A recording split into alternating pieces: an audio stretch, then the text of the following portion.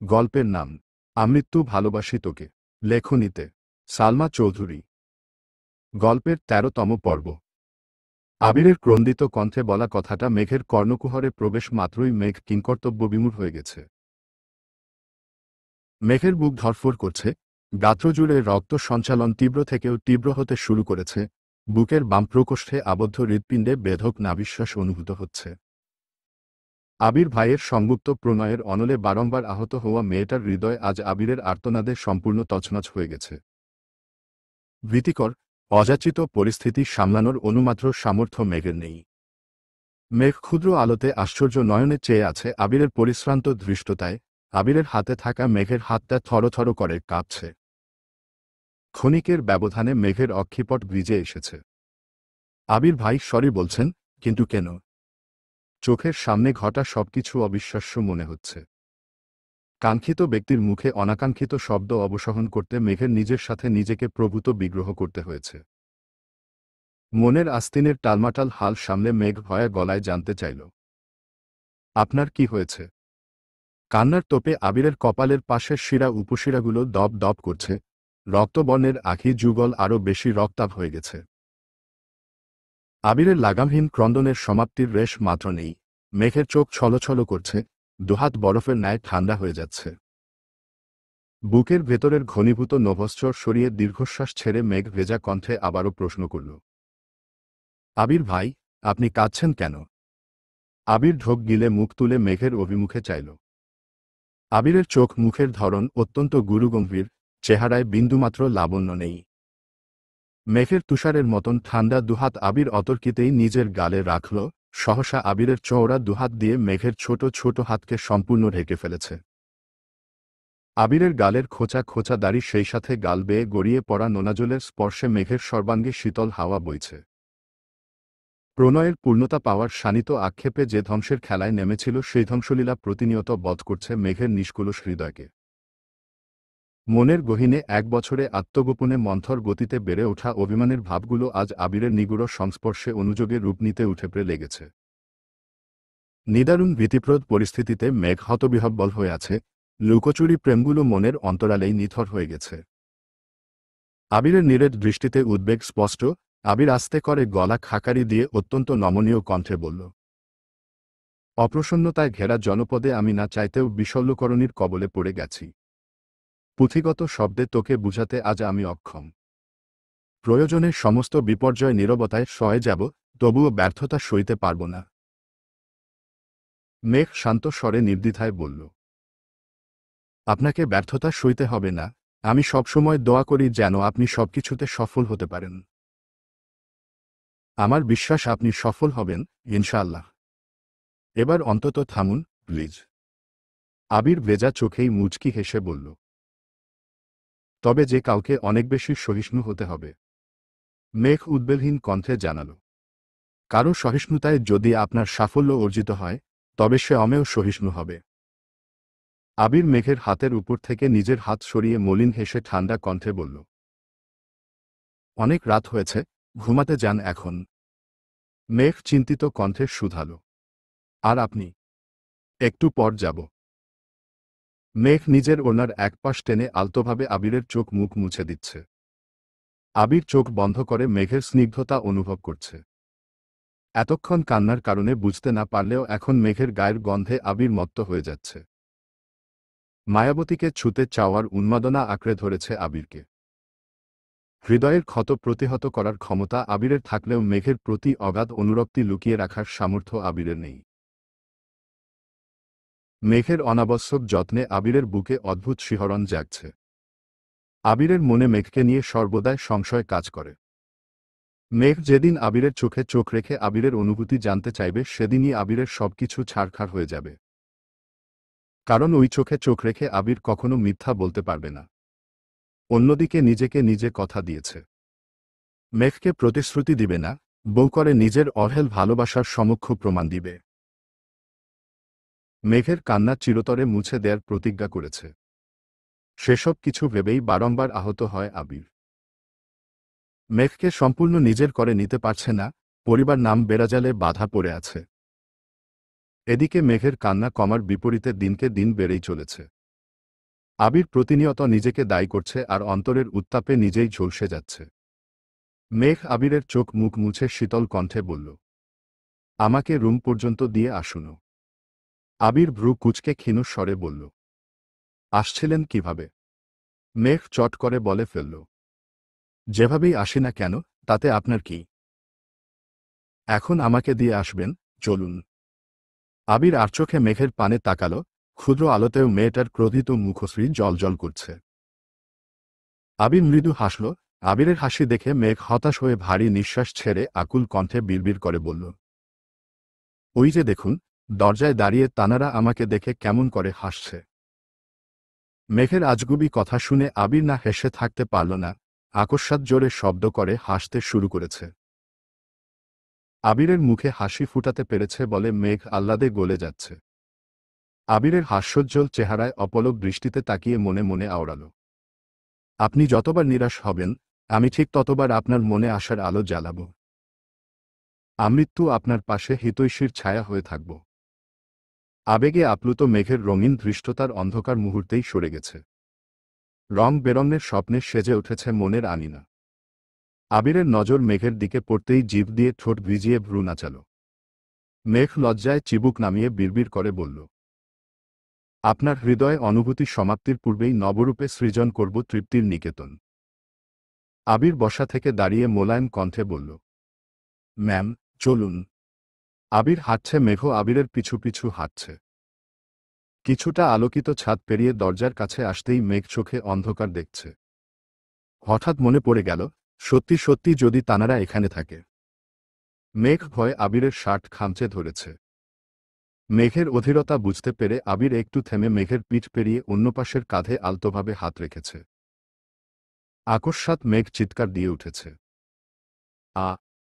আবির তড়িৎ বেগে মেঘের মুখ চেপে শক্ত কণ্ঠে বলল, আরে পাগল, আমি ধরেছি। তানারা ধরেনি। মেঘ আতঙ্কিত কণ্ঠে বলে উঠল, আপনি এভাবে ধরেছেন কেন? আমি ভয় পেয়ে গেছি। বলে ধরবেন না। আবির নাক মুখ কুঁচকে চিবিয়ে চিবিয়ে বলল, আপনাকে ছুতে গেলে অনুমতি নিতে হবে। মেঘ মন মরা হয়ে বলল, অন্ধকারে ভয় লাগে। আবির কিছুটা সরে গিয়ে শক্ত কণ্ঠে বলল, তোর কাছে ফোন আছে না? ফ্ল্যাশ জ্বালা। No need. কেন? মেঘ দুহাতে আবিরের বাহু চেপে ধরে বলল, আপনিই আছেন। আবির নিঃশব্দে হেসে সিঁড়ি দিয়ে নামছে। মেঘের রুমের সামনে আসতেই মেঘ শান্ত স্বরে বলল, আপনি কিন্তু এখন আর ছাদে যাবেন না। কেন বলুন তো? আপনি রুমে না থাকলে আমার ভয় লাগে। আবির কপাল গুটিয়ে বলল, আমার রুমে আমি থাকার সাথে আপনার ভয় পাওয়া না পাওয়ার কি সম্পর্ক? মেঘ সাফাই দেয়ার স্বরে বিড়বিড় করে বলল, মনকে সান্ত্বনা দেয়ার জন্য পাশের রুমে মানুষ থাকা আবশ্যক। আপনার রুম ফাঁকা থাকলে তানারা আমাকে ভয় দেখানোর সুযোগ পেয়ে যাবে। আবির নিঃশব্দে হেসে বলল, এত বছর যে আমার রুম ফাঁকা ছিল, তখন মনকে কিভাবে সান্ত্বনা দিতেন? মেঘ একরাশ বিরক্তি নিয়ে বলে উঠল, আপনি এত কথা বলেন কেন? ছাদে যেতে বারণ করেছি মানে যাবেন না? কথাটা বলেই মেঘ ফোঁস করে শ্বাস ছাড়ল। আবির ভ্রু কুঁচকে দু আঙুলে মেঘের নাকে আলতোভাবে চেপে মোলায়েম কণ্ঠে বলল, সরাসরি নিষেধাজ্ঞা দিল এই হয়, মিথ্যা অজুহাত দেখানোর কি প্রয়োজন? হুম্মম। মেঘ সঙ্গে সঙ্গে মাথা নিচু ফেলেছে। আবির স্বাভাবিক কণ্ঠে বলল, ঘুমান আপনি, আমিও ঘুমাতে যাচ্ছি। মেঘ ঘাড় কাত করে সম্মতি দিল। সময় চলছে নিজস্ব গতিতে। আরও একটা ঈদ কেটে গেছে। মোজাম্মেল খানের কথা মতো এবার সব দায়িত্ব আবির আর তানভীর একাই সামলিয়েছে। গত ঈদে মেঘ শুধু আবির, তানভীরকে পাঞ্জাবি দিলেও এই ঈদে সবার জন্য পাঞ্জাবি ডিজাইন করেছে। আর পাঞ্জাবিগুলো মোজাম্মেল খান নিজে গিয়ে পছন্দ করে নিয়ে আসছিলেন। মেঘের পরীক্ষার জন্য আপাতত বিয়ের ব্যাপারে মোজাম্মেল খান কোনো কথাবার্তা বলছেন না, তাই আবির আর তানভীর দুজনেই বেশ নিশ্চিন্ত। বাসার সবাই নিজেদের মতো বেশ শান্তিতে আছে। ইকবাল খান মাঝে মাঝেই আবিরের রুমে গিয়ে আবিরকে আলাদাভাবে বুঝিয়ে আসেন। আবিরের সাথে মেঘের সম্পর্ক আগের থেকে বেশ ভালো হয়েছে। দুজনের মধ্যে ছোটখাটো খুনসুটি সর্বক্ষণ লেগেই থাকে। একে অপরকে ভালোবাসে, দুজন দুজনের ভালোবাসা উপলব্ধি করতে পারে, তবুও মুখ ফুটে কেউ কাউকে ভালোবাসি বলতে পারে না। আবির যেমন নিজের গণ্ডিতে বাঁধা, তেমনি মেঘও নিজের গণ্ডিতে বন্দী হয়ে আছে। মিনহাজের ঘটনার পরপর মনে মনে প্রতিজ্ঞা করেছিল, যতদিন পর্যন্ত আবিরের প্রণয়ের প্রমাণ পাবে না ততদিন পর্যন্ত মেঘ আবিরকে কিছুই বলবে না। ধীরে ধীরে মিনহাজদের সাথেও মেঘের সম্পর্ক কিছুটা উন্নত হয়েছে।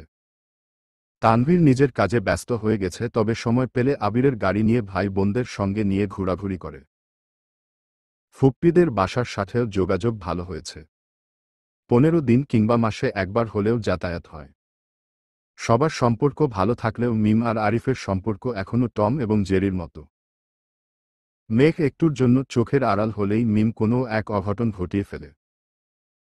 আরিফ প্রথম প্রথম আম্মুর কথা ভেবে মিমের দুষ্টামি সহ্য করলেও এখন আর করে না। সুযোগে দুটায় দুটার পিছনে লাগে। আজ সকাল থেকেই শিমুল আর সোহাগ তানভীরকে কল দিচ্ছে। অনেকদিন যাবৎ বন্ধুদের সাথে দেখা হচ্ছে না, তাই তানভীর বিকেলের দিকে বন্ধুদের সাথে দেখা করতে বেরিয়েছে। শিমুল আর সোহাগ দুজনেই আগে থেকে উপস্থিত। একসঙ্গে ঘোরাঘুরি করে আড্ডা দিচ্ছিল আর চা খাচ্ছিল। তানভীর চায়ে চুমুক দিয়ে রাস্তার দিকে তাকাতেই সহসা ভ্রু কুঁচকাল। বন্যা কিছু জিনিসপত্র নিয়ে একা একা হনহন করে যাচ্ছে। তানভীর চায়ের কাপ রেখে তড়িঘড়ি করে উঠে বলল, তোরা বস, আমি আসতেছি। সোহাগ ধীর কণ্ঠে শুধাল, কোথায় যাচ্ছিস? তানভীর মেকি স্বরে জবাব দিল, প্রেম করতে। তানভীর যেতে যেতে বন্যা অনেকটাই সামনে চলে গেছে। তানভীর পেছনে থেকে ডাকল, বন্যা। আচমকা পুরুষালী কণ্ঠে নিজের নাম শুনে বন্যা ফিরে তাকাল। তানভীরকে দেখে কিছুটা স্বস্তি পেল। স্বাভাবিক কণ্ঠে বলল, আসসালামু আলাইকুম। ওয়ালাইকুম আসসালাম। পরীক্ষা কেমন হলো? আলহামদুলিল্লাহ ভালো। কোথায় গিয়েছিলে? একটা ফ্রেন্ডের বাসায় গিয়েছিলাম আর কিছু কেনাকাটা করেছি। তানভীর হাত বাড়িয়ে বলল, ব্যাগটা আমাকে দাও, আমি এগিয়ে দিয়ে আসছি। বন্যা তড়িৎ বেগে বলল, না, আমি নিতে পারব। বিশ্বাস রাখতে পারো, তোমার ব্যাগ নিয়ে পালাবো না আমি। বন্যা ভ্রু কুঁচকে গম্ভীর কণ্ঠে বলল, আমি কি একবারও বলেছি আপনি পালাবেন? তাহলে ব্যাগটা দাও। ব্যাগ নিতে গিয়ে বন্যার হাতে তানভীরের হাত লাগতেই বন্যা তৎক্ষণাৎ ব্যাগ ছেড়ে হাত সরিয়ে ফেলেছে। তানভীরের তপ্ত স্পর্শ অনুভব হতেই বন্যার বুক কেঁপে উঠছে। তানভীর ব্যাগ ধরে বিস্ময় সমেত তাকিয়ে প্রশ্ন করল, কোনো সমস্যা? না তো। তানভীরকে কে বুঝাবে? বন্যার কাছে তানভীর মানুষটাই সমস্যা। বন্যা যতটা সম্ভব তানভীরের থেকে নিজেকে গুটিয়ে রাখে, তবুও ততটা পারে না। কোনো না কোনোভাবে মানুষটার সাথে দেখা হয়েই যায়। বন্যা স্বাভাবিক কণ্ঠে বলল, আপনি এখানে কেন আসছিলেন? বন্ধুরা দেখা করার জন্য বারবার কল দিচ্ছিল, তাই আসছি। এখানে চলে আসছেন যে? বন্ধুরা খুঁজবে না। আমাকে ব্যাগটা দিয়ে বন্ধুদের কাছে যান, আমি নিতে পারব। এত কথা বলো কেন তুমি? আমি সাথে যাচ্ছি, এটা ভালো লাগছে না। তানভীরের ধমকে বন্যা কিছুটা কেঁপে উঠল। তানভীর সহসা কৌতুক স্বরে বলল, আরে মজা করছিলাম। চলো, তোমাকে 1 কাপ চা খাইয়ে রিকশায় উঠিয়ে দিচ্ছি। বন্যা নাক কুঁচকে বলল, চা খাবো না, ধন্যবাদ। তানভীর শব্দ করে হেসে বলল, আমি তো জানতাম তোমার চা খুব পছন্দ। এখন আমি বলছি বলে খাবে না? বন্যা কিছুটা উদ্বেল কণ্ঠে শুধাল, আপনাকে কে বলছে? মেঘ। সেটা তুমি জেনে কি করবা? খাবে কি না বলো। বন্যা আস্তে করে বলল, ঠিক আছে। অনেকটা সামনে এগিয়ে রাস্তার পাশে একটা চায়ের দোকানে দুজনেই চা খেতে দাঁড়িয়েছে। আশপাশে তেমন মানুষজন নেই। চায়ের দোকানে 4-5 জন লোক চা খাচ্ছে, যার মধ্যে 2 জন সিগারেট টানছে। বন্যা গোল গোল চোখে সেই লোকদের দিকে তাকিয়ে আছে। তাদের হাবভাব দেখে বন্যার ভ্রু যুগল আরও কুঁচকে আসে। তানভীর সে দৃশ্য দেখে বলল, তুমি বরং এ পাশে দাঁড়াও, তাহলে ধোঁয়া আসবে না। বন্যা অতর্কিতে তানভীরের পানে তাকাল, কিছু একটা জিজ্ঞেস করতে গিয়েও থেমে গেল। তানভীর তপ্ত স্বরে বলল, কিছু বলবে? বন্যা এপাশ ওপাশ মাথা নেড়ে না করল। তানভীর পুনরায় প্রশ্ন করল, তুমি কি কোনো কারণে আপসেট? বন্যা চোখ তুলে তাকালো, তবে কিছু বলল না। বন্যা রাস্তার দিকে মুখ করে দাঁড়ানো আর তানভীর রাস্তার পাশে দাঁড়ানো। এদিকে সচরাচর গাড়ি চলাচল করে না। হঠাৎ দু একটা গাড়ি আসে। বন্যার সঙ্গে সরাসরি চোখাচোখি হতেই তানভীর বন্যার মাদকের ন্যায় চোখে গহীনে ডুবে গেছে। আশপাশ ভুলে নিরেট দৃষ্টিতে বন্যাকে দেখছে। আচমকা বন্যা এগিয়ে এসে তানভীরের পেট বরাবর শার্ট আঁকড়ে ধরে শক্ত করে টান দিতেই তানভীর বেসামাল হয়ে বন্যার সঙ্গে ধাক্কা খেল। তানভীরের ঘোর কাটতেই খেয়াল করল একটা পিক আপ নিয়ন্ত্রণহীন হয়ে তানভীরের পাশ কেটে স্পিডে চলে গেছে। তানভীর সঙ্গে সঙ্গে আশপাশে দেখল। এদিকে বন্যার দুহাত এখনও তানভীরের পেটে। কয়েক মুহূর্তে তানভীর স্বাভাবিক হল। বন্যার স্পর্শ অনুভব করা মাত্রই তানভীরের সারা শরীরে ঝাঁকুনি দিয়ে উঠেছে। নিজেকে সামলে তানভীর সঙ্গে সঙ্গে সরে দাঁড়িয়েছে। বন্যার আগে ফুঁসতে ফুঁসতে বলল, আপনাকে এতবার ডাকলাম, কথা কানে যায়নি।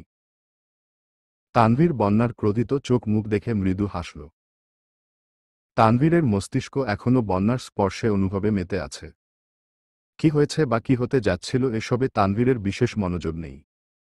তানভীরের ঠোঁটে হাসি দেখে বন্যার মেজাজ আরও বেশি খারাপ হল।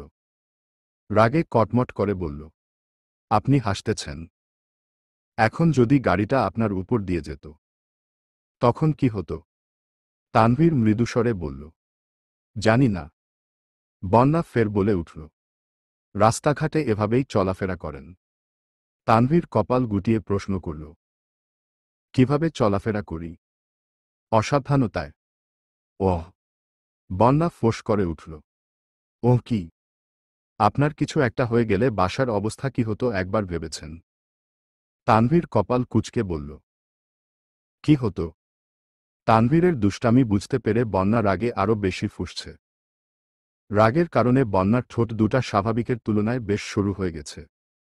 গোলাপি লিপস্টিকের সরু ওষ্ঠদয়ে তানভীরের নজর স্থির হয়ে আছে।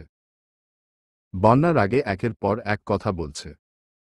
তানভীর অবাক লোচনে শুধু ঠোঁটেই চেয়ে আছে। বন্যা আকস্মাৎ বলে উঠল, আমি এখনই মেঘকে কল দিয়ে সব বলবো। মেঘের নাম শুনে তানভীরের এবার টনক নড়ে উঠল। তৎক্ষণাৎ বলল, প্লিজ, বনুকে কিছু বলো না। বন্যা ভারী কণ্ঠে বলল, আপনি কতটা কেয়ারলেস এটা তো ওর জানা দরকার। আমি এখনই কল দিচ্ছি। বন্যা মেঘকে কল দেওয়ার জন্য নাম্বার বের করতে লাগল। তানভীর বন্যার হাত থেকে ফোন নিয়ে নিজের পকেট রেখে গম্ভীর কণ্ঠে বলল, আর যাই করো সমস্যা নেই, কিন্তু বনুকে আজকের ঘটনা বলো না প্লিজ। কেন? তানভীর মনে মনে বিড়বিড় করল, ভাইয়া যদি জানতে পারে আমার জন্য বনু কান্না করছে, তাহলে সবার রাগ আমার একার উপর ঝাড়বে। ওমা, আমি নাই। তানভীর ঢোক গিলে উষ্ণ স্বরে বলল, বনুকে বললে বাসার সবাই জেনে যাবে। বনু কান্নাকাটি করে নাজেহাল অবস্থা করে ফেলবে। বাসার মানুষের বকাও খেতে হবে। বন্যা চাপা স্বরে বলল, মেঘকে খুব ভালোবাসেন তাই না?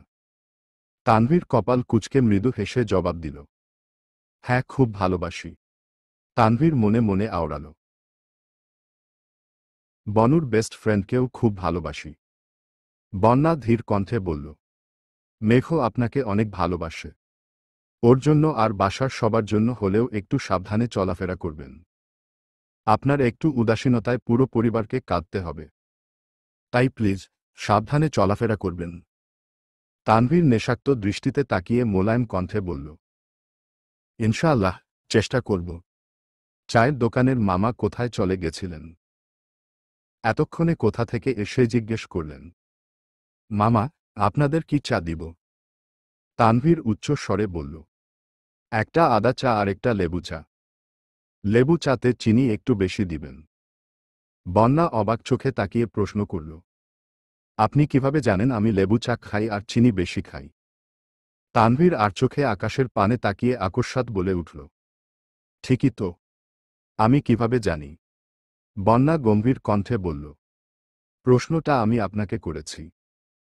তানভীর মেকির স্বরে বলল, উত্তর ভাবতে সময় দিবে তো নাকি? বন্যা তানভীরের হাবভাব দেখে প্রখর তপ্ত স্বরে বলল, থাক, আর উত্তর দিতে হবে না। বাঁচা গেল। বন্যা সূক্ষ্ম নেত্রে তাকালো, ততক্ষণে তানভীর চা আনতে চলে গেছে। চা খেতে খেতে বন্যা বেশ কয়েকবার তানভীরের দিকে তাকিয়েছে। তানভীর সেটা বুঝতে পেরে আগে থেকেই সাবধান হয়ে গেছে। চা খাওয়া শেষে চায়ের বিল দিয়ে কিছুটা সামনে গিয়ে বন্যাকে একটা রিকশায় উঠিয়ে দিল।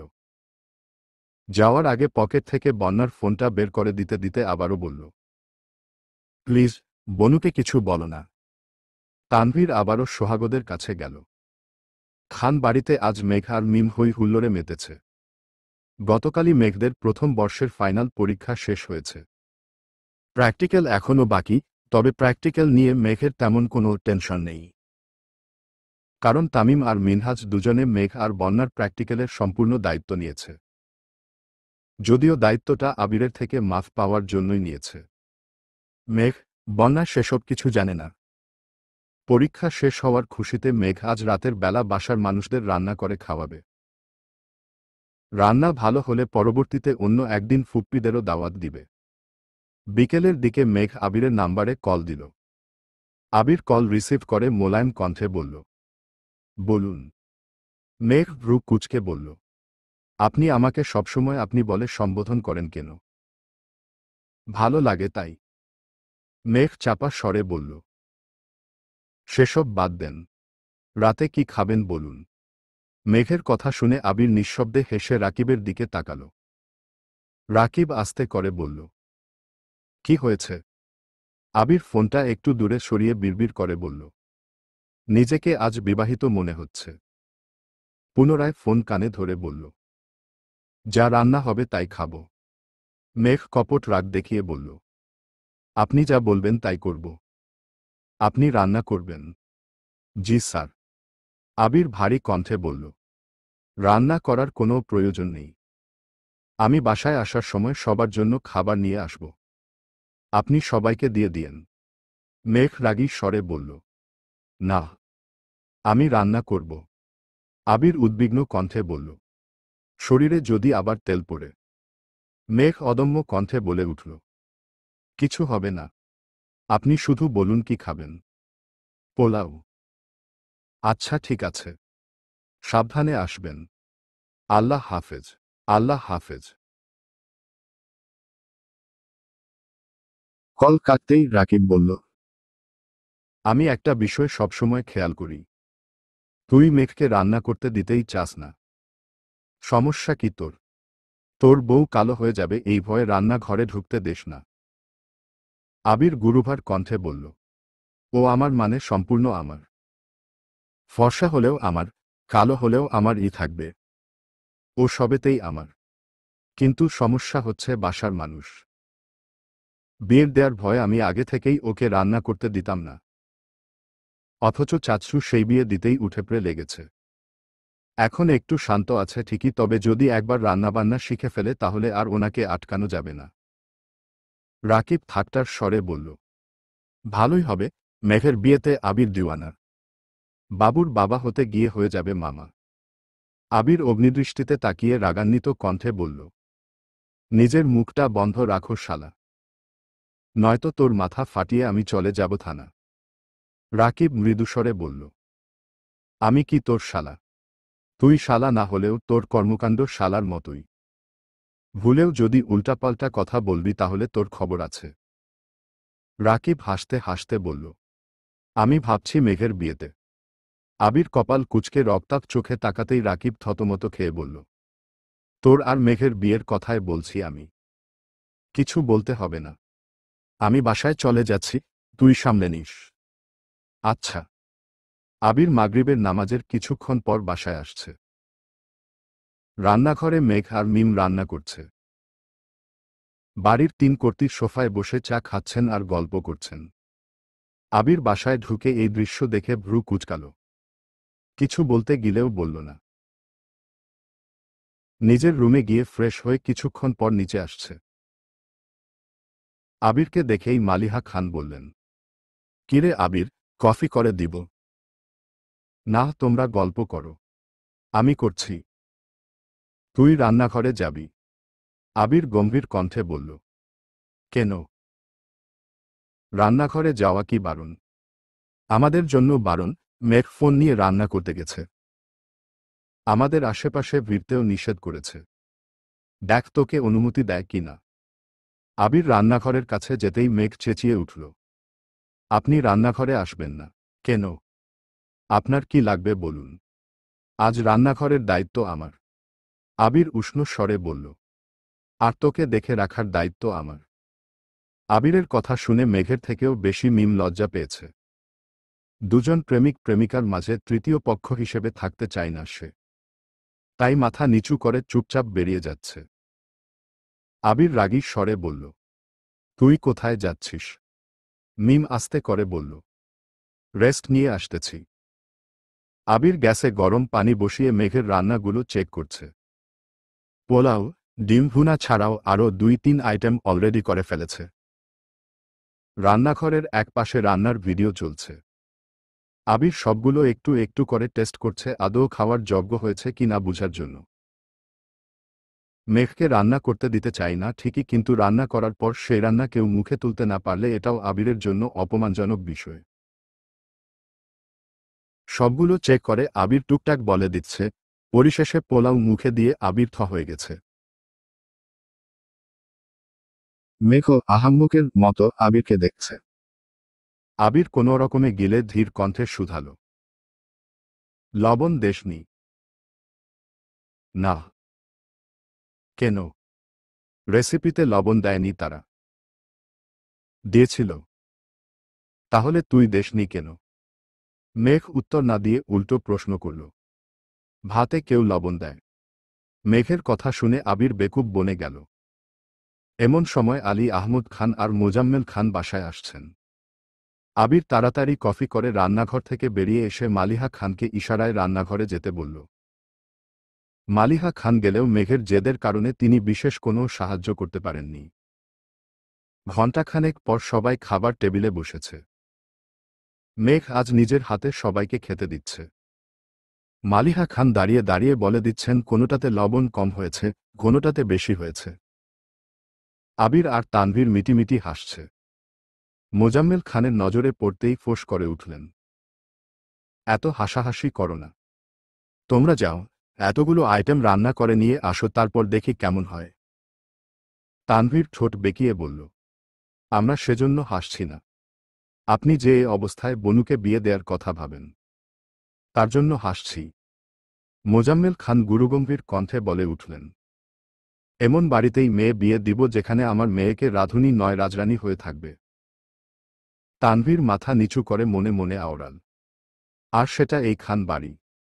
এখানেই আমার বোন রাজরানী হয়ে থাকবে। অথচ আপনি বুঝতে পারছেন না। রাত 10টার পরে মেঘ আবার রান্না করতে গেছে। এবার আর কোনো রেসিপি চেষ্টা করেনি। সবার জন্য নুডলস রান্না করে মিম তানভীরকে রুমে দিয়ে কিছুটা আবিরের জন্য নিয়ে গেছে আর বাকিটা বাসার সবার জন্য রেখে গেছে। মেঘ দরজায় দাঁড়িয়ে আস্তে করে বলল, আসব। আবির ওয়ার্ড্রবে জামাকাপড় রাখছিল। ঘাড় ঘুরিয়ে মেঘের অন্ধকারাচ্ছন্ন চেহারা দেখে থমকে দাঁড়াল। হতবাক হয়ে জিজ্ঞেস করল, কি হয়েছে? মেঘ চিবুক নামিয়ে মৃদুস্বরে বলল, আমার রান্না ভালো হয়নি, হয়তো পেট ভরেনি, তাই নুডলস নিয়ে আসছি। আবির মৃদু হেসে বলল, বিষনিহিত জেনেও প্রতিনিয়ত আমরা কত কি খাচ্ছি, সেখানে আপনার লবণ কম, মশলা বেশি, খাবার আর এমন কি? মেঘ কাদো কাদো মুখ করে বলল, আমি কিছুই ঠিকমতো পারি না। আবির কোমল কণ্ঠে ডাকল, ম্যাম।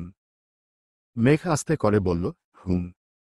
আপনাকে আগেও বলেছি, আজ আবারও বলছি, রান্নার বিষয় নিয়ে ভুলেও মন খারাপ করবেন না। পৃথিবীতে কেউ পারফেক্ট হয় না, মেনে নেয়া আর মানিয়ে নেয়ার মধ্য দিয়েই সারা জীবন কাটাতে হয়। মেঘ মুখ ফুলিয়ে আবিরের দিকে তাকিয়ে আছে। আবির আবারও বলল, আপনার জন্য 2টা শার্ট রেখেছিলাম, দেয়া হয়নি আর। পুরাতন শার্ট নিবেন নাকি নতুন কিনে দিব? আবির ইস্ত্রি করা 2টা শার্ট বের করে মেঘের দিকে এগিয়ে দিল। একটা সাদা আরেকটা কফি কালার। মেঘ শার্ট 2টা দেখে সহসা আবিরের দিকে তাকাল। আবিরের পরনেও শুভ্র রঙের একটা শার্ট। মেঘ মনে মনে সাহস অর্জন করে হঠাৎ বলে ফেলল, পুরাতন নিব, কিন্তু আমি এই সাদা শার্ট নিব না। আপনার পণ্যেরটা নিব। আবির স্বাভাবিক ভঙ্গিতে বলল, আচ্ছা, ওই দুইটা আপাতত নিয়ে যান। কালকে এটা ধোবে তারপর দিয়ে আসবনে। মেঘ শ্বাস ছেড়ে নিরেট কণ্ঠে বলল, শার্ট আমি ধৌতে পারব। দিল এখনই দেন, নয়তো লাগবে না। আবির সঙ্গে সঙ্গে শার্ট খুলে একটা টি শার্ট পরে সাদা শার্ট মেঘকে দিয়ে দিল। মেঘ 3টা শার্ট নিয়ে যেতে যেতে বলল, নুডলসটা খেয়ে নিন। রুমে এসে দরজা বন্ধ করে আবিরের পরনের সাদা শার্টটা মেঘ জামার উপর দিয়েই পরে নিয়েছে। শার্ট লম্বায় হাঁটুর কিছুটা উপর পর্যন্ত পৌঁছেছে, তবে সেসবে মেঘের মনোযোগ নেই। মেঘ চোখ বন্ধ করে আপন মনে আবিরের গায়ের গন্ধ উপলব্ধি করছে। কল্পনাতে আবিরকে নিয়ে শতাব্দীর পেরিয়ে যাচ্ছে। অজানা অনুভূতি মেঘের মনকে আষ্টেপৃষ্ঠে জড়িয়ে নিয়েছে। মেঘ পুরো ঘরে ছুটোছুটি করে ড্রেসিং টেবিলের সামনে গিয়ে দাঁড়াল। লজ্জায় মেঘের নাক মুখ লাল হয়ে যাচ্ছে। বারবার হাত দিয়ে মুখ ডাকছে, আবার আঙুল ফাঁকা করে নিজেকে দেখছে। আকস্মাৎ আবির ভাইয়ের মতো হাতা ফোল্ড করতে শুরু করল। আবিরের মতো সুন্দর না হলেও মেঘ সেভাবেই কোমরে হাত রেখে ফ্যাশন করছে, একটু পরপর শার্টের গন্ধ শুকছে। প্রায় 20 মিনিট পর মেঘ বিছানায় শুয়ে দুচোখ বন্ধ করে দীর্ঘ নিঃশ্বাস ছাড়ল। দেখতে দেখতে মাসখানেক কেটে গেছে। এর মধ্যে মেঘের প্র্যাকটিক্যাল পরীক্ষাও শেষ হয়ে গেছে। অন্যদিকে আবিরের ব্যস্ততা দ্বিগুণ বেড়েছে। সকালে নাস্তা করে বাসা থেকে বের হয়, ফিরতে ফিরতে প্রায় 10 কি 11টা বেজে যায়। মেঘ প্রায় প্রতি রাতেই বেলকনিতে দাঁড়িয়ে আবিরের জন্য অপেক্ষা করে। প্রিয় মানুষটার জন্য অপেক্ষা করতে কখনো ক্লান্ত হয় না মেয়েটা। আজ শুক্রবার। স্নিগ্ধ শীতল পরিবেশ। মেঘের ঘুম ভাঙে প্রায় 10টার দিকে। ফ্রেশ হয়ে আপন মনেই নিচে যাচ্ছিল। আচমকা সিঁড়ির কাছে এসে থমকে দাঁড়াল। তানভীরের রুমের ভেতর থেকে আসা পড়ার শব্দে মেঘ সহসা ভ্রু কুঁচকে তানভীরের রুমের দিকে তাকাল। 1 সেকেন্ড দেরি না করে তানভীরের রুমের দরজা ঠেলে ভেতরে দেখল। মেঘকে দেখে তানভীর পড়া থামিয়ে শান্ত স্বরে জিজ্ঞেস করল, কিছু বলবি? মেঘ হা করে দুহাতে মুখ ঢেকে উত্তেজিত কণ্ঠে বলল, তুমি পড়তে বসছ? তানভীর নম্র স্বরে বলল, সামনে পরীক্ষা। মেঘ বিস্ময় সমেত তানভীরকে দেখছে। বাসায় মেয়ে সংগঠিত ঘটনার পর থেকে বাবা ছেলের সম্পর্কে যেমন ফাটল ধরেছে, তেমনই ফাটল ধরেছে পড়াশোনার সাথেও। রাজনীতিতে জড়ানোর পর পড়াশোনাটা কেবল সার্টিফিকেটের জন্য চালিয়ে গেছে। পরীক্ষা ব্যতীত কখনো কলেজের গণ্ডিও পার হয় না। এত বছর পর হঠাৎ তানভীরকে পড়তে বসতে দেখে মেঘের বিস্ময় যেন কমছেই না। এক ছুটে গেল হালিমা খানের কাছে। একে একে সবাইকে তানভীরের পড়ার কথা বলেছে। সেসব শুনে মিম আর আদিও তানভীরকে এক নজর দেখে গেছে। মেঘ রুমে এসে দেখে বন্যা কল দিচ্ছে। বন্যার কল রিসিভ করেই মেঘ উত্তেজিত কণ্ঠে বলল, জানিস কি হয়েছে? বন্যা আতঙ্কিত কণ্ঠে বলল, কি হয়েছে? ভাইয়া পড়তে বসছে। বন্যা ভ্রু কুঁচকে গম্ভীর কণ্ঠে বলল, এমনভাবে বলছিস, আমি তো মনে করছিলাম কাউকে মার্ডার করে ফেলছেন। অবশ্য বলা যায় না, করতেও পারেন। মেঘের হাস্যোজ্জ্বল চেহারায় মুহূর্তেই বেদনার ছাপ স্পষ্ট প্রতীয়মান হচ্ছে। উজ্জ্বল ধৃষ্টতা অন্ধকারে আচ্ছন্ন হয়ে গেছে। মুখ ফুলিয়ে শ্বাস ছেড়ে ভারী কণ্ঠে বলল, সরি, আমি ভাইয়ার ব্যাপারে তোকে কিছু বলবো না ভেবেছিলাম, তারপরও মুখ ফসকে বেরিয়ে গেছে। কিছু মনে করিস না, প্লিজ। বন্যা ভাব নিয়ে বলল, অনেক রাগ দেখানো হয়েছে, থাক বেবি, আর রাগ করতে হবে না। আর আমিও সরি, আসলে এভাবে তোর কলিজার টুকরা ভাইকে নিয়ে কথা বলা উচিত হয়নি। মেঘ মৃদু হেসে বলল, বাদ দে এসব কথা। এখন তুই বল, কেন কল দিয়েছিলি? শুনলাম মিনহাজের পা ভেঙে গেছে। বন্যা কথা শেষ করার আগেই মেঘ ফোঁস করে উঠে রাগী স্বরে বলল, তুই কি বলতে চাচ্ছিস আমার ভাই ওর পা ভেঙে ফেলছে? বন্যা রাশভারী কণ্ঠে বলল, আমি এ কথা বলবো কেন? বুঝলাম ভাইকে খুব ভালোবাসিস, তাই বলে আমার কথা শেষ করার আগেই চিৎকার দিয়ে উঠবি? ঠিক আছে, বল। ফুটবল খেলতে গিয়ে কিভাবে যেন পা ভেঙে গেছে। এখন হাসপাতালের ভর্তি আছে। মিষ্টিরা সবাই দেখতে যেতে চাচ্ছে। তুই তাদের নাম্বার ব্লক করে রাখছিস, তাই আমাকে বারবার কল দিচ্ছে। তুই কি যাবি? মেঘ ধীর কণ্ঠে বলল, আজ শুক্রবার, আব্বু, বড় আব্বু সবাই বাসায়। দেখি যেতে দেন কিনা। আচ্ছা, আমাকে জানাইস। ঠিক আছে। মেঘ নিচে আসতেই আব্বুর সাথে দেখা। মেঘ ভয় ভয় বলল, আব্বু, আমার একটা ফ্রেন্ড পায়ে ব্যথা পেয়েছে। সবাই দেখতে যাবে, আমিও যাই। মোজাম্মেল খান মেয়ের দিকে তাকিয়ে মলিন হেসে বললেন, ঠিক আছে, যাও। তানভীরকে নিয়ে যেতে বলো। ভাইয়া পড়তেছে। মোজাম্মেল খান আশ্চর্যান্বিত নয়নে তাকিয়ে বললেন, কি, তোমার ভাই পড়তে বসছে? মেঘ নিঃশব্দে হেসে বলল, হ্যাঁ, অনেকক্ষণ যাবৎ পড়তেছে। হঠাৎ পড়তে বসার কারণ কি? জানি না। ভাইয়াকে ডাকব। মোজাম্মেল খান ধীর কণ্ঠে বললেন, না থাক। পড়তে যেহেতু বসেছে পড়ুক। তুমি বরং আবিরকে বলো নিয়ে যেতে। আবিরের নাম শুনেই মেঘ আতঙ্কিত কণ্ঠে বলল, না, আমি একাই যেতে পারব। মেঘ মনে মনে ভাবছে, আবির ভাই যদি জানতে পারে আমি মিনহাজকে দেখতে যেতে চাচ্ছি তাহলে তো তেলে বেগুনে জ্বলে উঠবে। মোজাম্মেল খান হালকা ধমকের স্বরে বললেন, একা যেতে হবে না, আবিরকে নিয়ে যাও। আবির ভাই ঘুমাচ্ছেন। এত বেলা হয়ে গেছে এখনো ঘুমাচ্ছে। আবিরের ঘুম ভাঙিয়ে তোমাকে নিয়ে যেতে বলো। আর আবির রাজি না হলে আমিই নিয়ে যাব। মেঘ বিড়বিড় করতে করতে আবিরের রুমের সামনে এসে দাঁড়াল। বুক ফুলিয়ে শ্বাস টেনে ফোঁস করে শ্বাস ছেড়ে ভেতরে ঢুকল। আবিরের মায়াময় ঘুমন্ত চেহারায় কিছুক্ষণ তাকিয়ে থেকে আস্তে করে ডাকল, আবির ভাই। আবির ঘুমের মধ্যেই জবাব দিল, হুম। মেঘ খানিক থেমে মৃদুস্বরে আবারও ডাকল, আবির ভাই। আবির ঘুম ঘুম চোখে তাকিয়ে মেঘকে দেখেই মুচকি হাসল। আবিরের সদ্য ভাঙা স্বপ্নটা আবারও চোখের সামনে ভেসে উঠেছে। মেঘের মায়াবী আদলে তাকিয়ে মোলায়েম কণ্ঠে বলল, জি ম্যাম, বলুন। মিনহাজের কথা শুনে কি না কি করে বসবে, সেসব ভেবেই ভয় মেঘের বুক কাঁপছে। তবুও সাহস নিয়ে বলল, আব্বু বলছেন আমাকে নিয়ে একটু বাহিরে যেতে। আবির শোয়া থেকে এক লাফে বসে উত্তেজিত কণ্ঠে বলল, চাচু বলেছে। জি। কোথায়? মিনহাজ পায়ে ব্যথা পেয়েছে। দেখতে যাব। আবির ভ্রু কুঁচকে জিজ্ঞেস করল, পায়ে ব্যথা কিভাবে পেয়েছে? ফুটবল খেলতে গিয়ে। আপনি যাবেন? যাব না কেন? চাচু বলেছেন যেতে তো হবেই। আবির রেডি হয়ে নিচে নামতেই মোজাম্মেল খানের সাথে দেখা।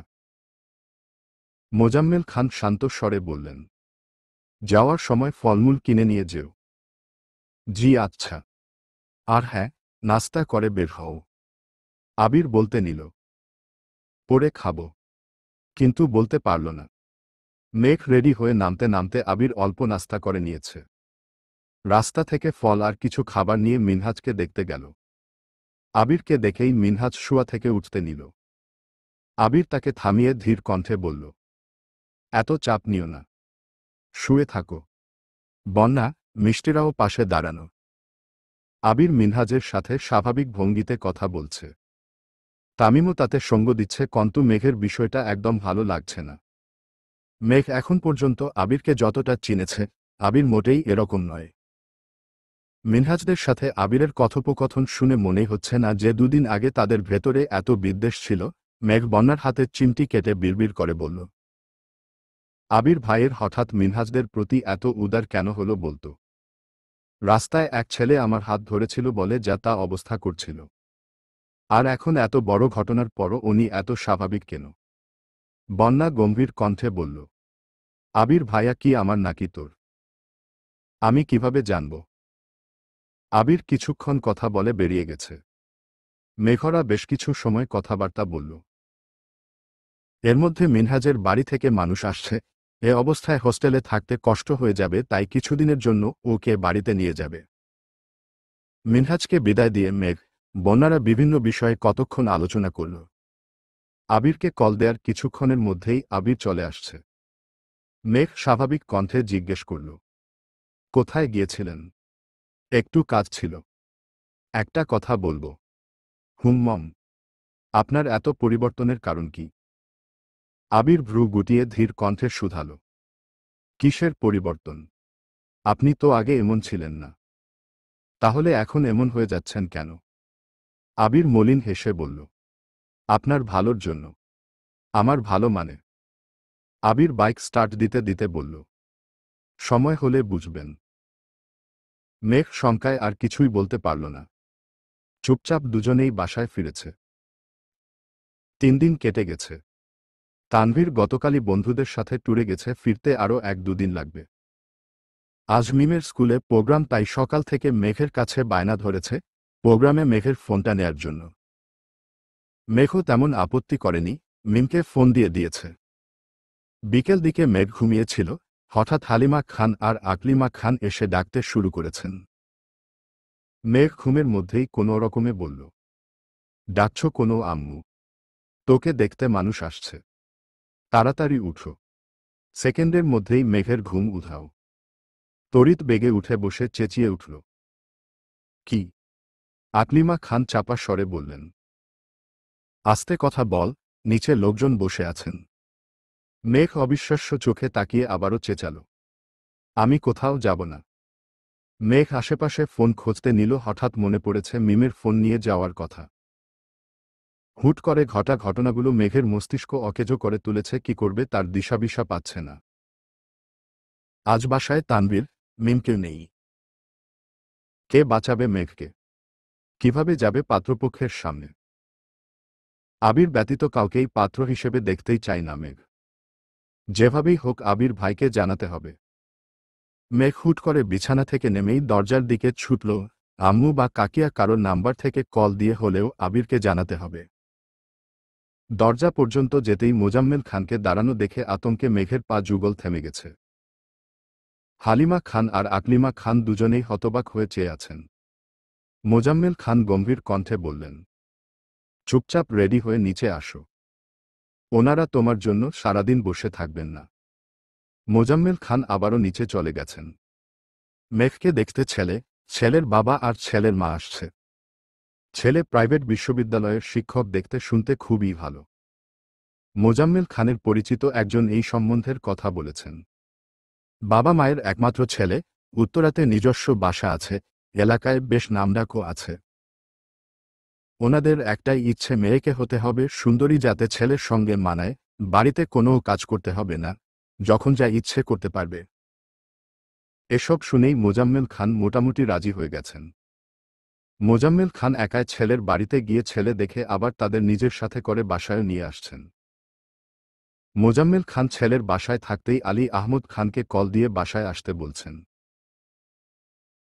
মালিহা খান আর বাড়ির হেল্পিং হ্যান্ডরা মিলে তাদের জন্য নাস্তা রেডি করছেন। উপরে হালিমা খান আর আকলিমা খান মেঘকে শাড়ি পরার জন্য জোরাজোরি করছেন। মেঘ শাড়ি ছুঁড়ে ফেলে চিৎকার করে বলছে, তোমরা আমার সাথে এমন কেন করছো? তোমরা কি চাও আমি মরে যাই? হালিমা খান মেঘের মুখ চেপে ধরে আর্তনাদ করে বললেন, আজেবাজে কথা একদম বলবি না। ছেলে দেখা বিষয়ে আমি কিছুই জানি না। তোর আব্বু হুট করে তাদের নিয়ে বাসায় হাজির হয়েছেন। এখন তুই রেডি না হলে বাড়িতে তুলকালাম কাণ্ড শুরু হয়ে যাবে। মা রে, আমার কথা মান একটু। মেঘ কাঁদতে কাঁদতে বলল, আমি বিয়ে করব না আম্মু। আকলিমা খান মেঘের চোখ মুছে শীতল কণ্ঠে বললেন, ছেলে পছন্দ না হলে তোকে বিয়ে করতে হবে না। তুই শুধু রেডি হয়ে নিচে যাবি আর আসবি। ঠিক আছে? মেঘ আবারও বলল, আব্বুর দেখানো কোনো ছেলেকেই আমার পছন্দ হবে না। আমি বিয়ে করব না। মোজাম্মেল খান নিচ থেকেই উচ্চস্বরে ডাকলেন, কি হলো? তোমাদের আর কতক্ষণ লাগবে? হালিমা খান আর আকলিমা খান দুজনে মেঘের চোখ মুখ মুছে মেঘকে সাজাতে শুরু করেছেন। মেঘের দু চোখ বেয়ে অনর্গল পানি পড়ছে, বাকরুদ্ধ হয়ে দাঁড়িয়ে আছে মেঘ। আবির মেঘের জীবনের একমাত্র স্বপ্ন পুরুষ। আবির ব্যতীত এই 1.5 বছরে কাউকে নিয়ে 1 সেকেন্ডের জন্যও ভাবেনি। অথচ আজ সবকিছু তছনছ হয়ে যাচ্ছে। কিছুক্ষণের মধ্যেই মেঘকে এক কঠিন পরিস্থিতি মোকাবেলা করতে হবে। ভেতরে ভেতরে মেয়েটা চিৎকার করে বলছে, আমি আবির ভাইকে ছাড়া কাউকে বিয়ে করব না। অথচ মুখ ফুটে কিছুই বলতে পারছে না। কান্না গলায় আটকে মেঘের নিঃশ্বাস বন্ধ হয়ে আসছে। কাশতে কাশতে চোখ লাল হয়ে গেছে, তবুও কান্না থামছেই না। 20 থেকে 25 মিনিট পর মোজাম্মেল খান আবারও উপরে আসছেন। ততক্ষণে মেহমানদের নাস্তা খাওয়া শেষ।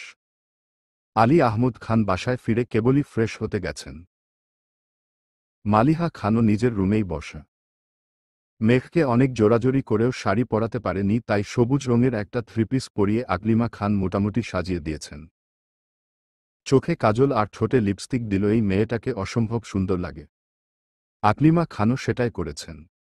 মোজাম্মেল খান দরজা থেকে মেঘকে দেখেই কপাল গুটাল। ভেতরে এসে গম্ভীর কণ্ঠে বলল, কি শুরু করেছ তুমি? আর কতক্ষণ ওনাদের বসিয়ে রাখব? মেঘ মাথা নিচু করে দাঁড়িয়ে আছে। মোজাম্মেল খান ভারী কণ্ঠে বললেন, আমাকে ভাইজান বলেছিল পাত্রপক্ষ বাসায় এনে তারপর কথা বলতে। আমি তাই করেছি। এখন দেখি কে আটকায়। মেঘ মনে মনে আওড়াল, আমার আবির ভাই আসলে এক মুহূর্তেই সবকিছু ছাড়খাড় করে দিবে, তারপর বুঝবা কে আটকায়। আকস্মাৎ নিচ থেকে আবিরের চিৎকারের শব্দ ভেসে আসছে। আবিরের কণ্ঠ কানে বাজতেই মেঘ সহসা বিপুল চোখে তাকাল। সর্বাঙ্গে হিমশীতল হাওয়া বয়ে যাচ্ছে, দুচোখ চিকচিক করছে। আবিরের কণ্ঠে একের পর এক হুঙ্কার আসছে। মোজাম্মেল খান দ্রুত রুম থেকে বেরিয়ে গেলেন। ওনার পেছনে পেছনে হালিমা খান ও আকলিমা খানও ছুটলেন। মেঘের দুচোখ বেয়ে তখনও পানি পড়ছে, কিন্তু ঠোঁট জুড়ে প্রশান্তির হাসি ফুটেছে। মেঘ দীর্ঘনিশ্বাস ছেড়ে বলল, আপনি আমার অভয়, আপনি আমার প্রণয়। তাই তো দণ্ডে দণ্ডে আপনার অনুষঙ্গে ডুবে যেতে চাই। মোজাম্মেল খান রুম থেকে বের হয়ে বেলকনি থেকে নিচে তাকাতেই চোখে পড়ল আবির একটা ফুলদানি ফ্লোরে ছুঁড়ে চিৎকার করে বলছে, আর কোনোদিন যদি এই বাসার চৌকাঠ পার করার চেষ্টা করেন তাহলে জীবন নিয়ে ফিরতে পারবেন না। পাত্রপক্ষ ভয়ে এক প্রকার জীবন বাঁচাতে পালিয়েছে। মোজাম্মেল খান সিঁড়ি দিয়ে নামতে নামতে চিৎকার করে বললেন, সমস্যাটা কি তোমার? আমার কোনো সমস্যা নেই। তুমি বিয়ে করবে না বলে কি এই বাড়ির কারো বিয়ে হবে না? আবির উচ্চ স্বরে চেঁচিয়ে উঠল, না, হবে না। আগামী 6 মাস এই বাড়িতে কোনো বিয়ে হবে না। তোমার কথায় শেষ কথা। আবির রাগান্বিত কণ্ঠে পুনরায় বলল, হ্যাঁ, এই ব্যাপারে আমার সিদ্ধান্তই শেষ সিদ্ধান্ত। মোজাম্মেল খান রাগে ফোঁস করছেন। অতিরিক্ত রাগে আবিরের চোখ মুখ লাল টকটকে হয়ে গেছে। মালিহা খান, আকলিমা খান আর হালিমা খান তিনজনেই আবিরকে থামানোর চেষ্টা করছেন। আজ আবিরকে থামানো সম্ভব না। মোজাম্মেল খানও রাগের চোটে যা তা বলছে, আবিরও প্রত্যুত্তরে নিজের ক্ষোভ প্রকাশ করেই চলেছে। আবির রাগে সবার পাশ কাটিয়ে উপরে যেতে যেতে বিড়বিড় করে বলল, এরপর পাত্রী দেখার নাম করে কেউ এই বাসায় আসলে চৌকাঠ পার হওয়ার আগেই দুপা ভেঙে দিব। অতিরিক্ত রাগে আবিরের শরীর ঘেমে একাকার অবস্থা। শার্টের বোতাম খুলতে খুলতে একটু এগুতেই মেঘের সঙ্গে দেখা। ডাগর ডাগর দু চোখে গাঢ় কাজল আর ঠোঁট ভর্তি লিপস্টিক দেখে আবিরের মেজাজ তুঙ্গে। মেঘ ছলছল নয়নে তাকিয়ে আছে। এমন সময় আলী আহমদ খান নিজের রুম থেকে বের হয়েছেন। মোজাম্মেল খান তখনও নিজের মতো বকবক করেই যাচ্ছেন। আবির দীর্ঘশ্বাস ছেড়ে দু হাতের বৃদ্ধাঙ্গুল দিয়ে মেঘের দু চোখের কাজল লেপটে দিয়েছে, সাথে সাথে ডান হাতের বৃদ্ধাঙ্গুলে মেঘের ঠোঁটে ঘষা দিয়ে লাল টকটকে লিপস্টিক গাল পর্যন্ত ছড়িয়ে দিয়েছে। মেঘ আহাম্মকের মতো তাকিয়ে আছে। আবির গম্ভীর কণ্ঠে বলল, নিচে তোর শ্বশুর অপেক্ষা করছে, যা নিজের রূপটা দেখিয়ে আয়। আবির ফোঁস করে নিজের রুমে চলে গেছে। মেঘ খাড় ঘুরিয়ে কতক্ষণ আবিরের দিকে তাকিয়ে রইল। নিচ থেকে আলী আহমদ খানের ধমকের শব্দে মেঘ লাফ দিয়ে উঠে সঙ্গে সঙ্গে নিজের রুমে ঢুকে দরজা বন্ধ করে দিয়েছে। ড্রেসিং টেবিলে নজর পড়তেই মেঘ গুটি গুটি পায়ে এগিয়ে গেল। লেপটে যাওয়া কাজল আর গাল পর্যন্ত ছড়ানো লিপস্টিক দেখে মেঘ মুচকি হেসে বলল, আবির ভাই, আপনি বড্ড হিংসুটে। তবে এই হিংসুটে মানুষটাকেই আমি ভালোবাসি। নিচ থেকে চিৎকার চেঁচামেচির শব্দ আসছে। মেঘ ভয়ে গুটিসুটি মেরে বিছানার এক কর্নারে বসে আছে। দু একবার উঠে দরজা পর্যন্ত গিয়েও ফিরে এসেছে। আবিরের প্রতি মেঘের অগাধ বিশ্বাস, নোয়াবির একাই সবকিছু সামলে নিতে পারবে। কিন্তু আজ আর তা হল না। দুই ভাইয়ের পীড়নে আবির আটকে গেল। আলী আহমদ খান হুঙ্কার দিয়ে উঠলেন, তোমাদের জন্য কি এলাকায় মানসম্মান নিয়ে বাঁচতে পারব না? আবির শার্টের বোতাম লাগাতে লাগাতে ভাবলেশহীন জবাব দিল, মান সম্মান যাওয়ার মতো কাজ না করলেই হয়। আলী আহমদ খান আবারও চেঁচালেন, আমরা কি করব না তা কি তোমাদেরকে বলে করতে হবে? আবির নিশ্চুপ দাঁড়িয়ে আছে। মোজাম্মেল খান দুহাতে মাথা চেপে ধরে বসে আছেন। আলী আহমদ খান আবারও বলতে শুরু করলেন, শুধু হাতে পায়ে বড়ই হয়েছ কিন্তু মানুষের সাথে কেমন আচরণ করতে হয় তা শিখনি। এই মানুষগুলো যখন বাহিরে আমার উপর আঙুল তুলবে তখন কি জবাব দিব আমি? আমার ছেলে হয়ে তোমার এই আচরণ কিভাবে হতে পারে? তোমরা প্রতিনিয়ত প্রমাণ করছ তোমরা কারো ভরসার যোগ্য নও। তোমাদের উপর ভরসা করলে একদিনে আমার সাম্রাজ্য ধ্বংস করে ফেলবে। আবির দীর্ঘ নিঃশ্বাস ছেড়ে ধীর কণ্ঠে বলল, আব্বু, প্লিজ মাথা ঠান্ডা করুন। আপনি অসুস্থ। আমার অসুস্থতা নিয়ে তোমার ভাবতে হবে না। তোমার আচরণই সবকিছু বুঝিয়ে দিয়েছে। আবির ভেতরের ক্রোধ কোনোভাবেই আটকাতে পারছে না, রাগী স্বরে বলল, ঠিক আছে, আমি যেহেতু আপনার সাম্রাজ্যের একমাত্র সমস্যা, সেই সাম্রাজ্য আর কলঙ্কিত না করি। আবির দীর্ঘ কদম ফেলে বাসা থেকে বেরিয়ে যাচ্ছে। আলী আহমদ খান পেছনে থেকে আবারও হুঙ্কার দিয়ে উঠলেন, এটা ভদ্রলোকের বাড়ি। এই বাড়িতে কোনো গুন্ডা বদমাইশের জায়গা নেই। আবির কথাটা শুনেও ফিরে তাকায়নি। বাড়ির ৩ কর্তি এক কোনায় চুপ করে দাঁড়িয়ে আছেন। আলী আহমদ খান আর মোজাম্মেল খানের রাগে তারা বরাবরই চুপ থাকে। আবির বেরিয়ে গেলেও দুই ভাই এখনো থামতে পারছে না। বুকের ভেতরের ক্রোধ থেমে থাকার নয়। কোনো ব্যক্তি আলী আহমদ খানের যতই প্রিয় হোক না কেন, খান বাড়ির মান সম্মানে আঘাত করলে আলী আহমদ খান তাকে কখনোই ছেড়ে দেন না। হোক সেটা আবির কিংবা ২৮ বছর পূর্বে আবিরের ফুপ্পি। প্রিয়ের চেয়েও প্রিয় মানুষকেও ক্ষণিকের ব্যবধানে অপ্রিয় করে তুলতে সক্ষম। ঘণ্টা খানেকের মধ্যে খান বাড়ির পরিবেশ নিস্তব্ধ হয়ে গেছে। যে যার রুমে চলে গেছেন। আলী আহমদ খান প্রেসারের ঔষধ খেয়ে শুয়ে পড়েছেন। মালিহা খান ওনার পাশে বসে আস্তে করে বললেন, ছেলেটাকে এভাবে কথা বলা আপনার ঠিক হয়নি। আপনি ভাববেন না যে আমি আপনাকে জ্ঞান দিচ্ছি। আবির, তানভীর দুজনেই মেঘকে অনেক বেশি আদর করে। তাই মেঘের বিয়ের ব্যাপারটা ওরা কিছুতেই মানতে পারছে না। এদিকে মেঘের আব্বু একের পর এক ছেলে দেখেই যাচ্ছে। ওদের কি দোষ? আলী আহমদ খান গম্ভীর কণ্ঠে বললেন, ছেলেকে কল দিয়ে বাসায় আসতে বলো। মালিহা খান সঙ্গে সঙ্গে নিজের ফোন থেকে আবিরের নাম্বারে কল দিল। কিন্তু আবিরের ফোন বন্ধ। টানা ২-৩ বার কল দেওয়ার পরও বন্ধ পেয়ে মালিহা খান ভয়ে সিটিয়ে পড়েছেন। ততক্ষণে আলী আহমদ খান ঘুমিয়ে পড়েছেন। মালিহা খান রুম থেকে বেরিয়ে দ্রুত হালিমা খানকে ডাকলেন। মোজাম্মেল খান রুমেই বসা। ভাবির আতঙ্কিত কণ্ঠ শুনে জিজ্ঞেস করলেন, কি হয়েছে ভাবি? ভাইজানের কিছু হয়েছে? না। আবিরের ফোন বন্ধ, কল দিয়ে পাচ্ছি না। মোজাম্মেল খান নিজের ফোন থেকেও একবার চেষ্টা করলেন। বন্ধ পেয়ে স্বাভাবিক কণ্ঠে বললেন, রাগ করে বেরিয়েছে তাই হয়তো ফোন বন্ধ। খুলে ফেলবে কিছুক্ষণের মধ্যে। আপনি রেস্ট নিন। হালিমা খানও বেশ কিছুক্ষণ বুঝিয়েছেন কিন্তু মালিহা খানের আতঙ্ক কমছেই না। তানভীরকে কল দিয়েছে বলেছে, তানভীর ওখানে থেকেই পরিচিত সবার সাথে যোগাযোগ করেছে কিন্তু আবিরের সাথে কারো কথা হয়নি। রাকিবকে কল দেয়ায় রাকিব বলল, আবির যাওয়ার সময় আমাকে বলেছে প্রয়োজনে আজই আব্বু চাচুকে সব বলে দিব। তবুও এত প্যারা নিতে পারব না। তানভীর বাসার ঘটনা যা জানে সবটাই রাকিবকে জানিয়েছে। সব জায়গায় খোঁজখবর নিতে বলেছে। এত ঘটনার মাঝে মেঘের কোনো হদিস নেই। ইকবাল খান সন্ধ্যার দিকে অফিস থেকে ফেরার পথে মিমকে প্রোগ্রাম থেকে নিয়ে আসছে। বাসায় এসে এসব ঘটনা শুনে ইকবাল খান স্তব্ধ হয়ে গেছেন। মিম সঙ্গে সঙ্গে ছুটল মেঘের রুমের দিকে। মেঘের রুমের দরজা বন্ধ। অনেকক্ষণ ডাকার পর মেঘ ঘুম থেকে উঠে দরজা খুলে দিয়েছে। মেঘের চোখ আর ঠোঁট এখনো আগের মতোই আছে। মিম ভ্রু কুঁচকে বলল, তোমার এই অবস্থা কেন? মেঘ আয়নায় নিজের মুখটা দেখে মুচকি হেসে বলল, এমনি। মিম মেঘের ফোন মেঘকে দিয়ে আতঙ্কিত কণ্ঠে বলল, তুমি হাসছ? ভাইয়া যে রাগ করে বাসা থেকে বেরিয়ে গেছে তা কি তুমি জানো? এমনকি ভাইয়ার ফোনও নাকি বন্ধ।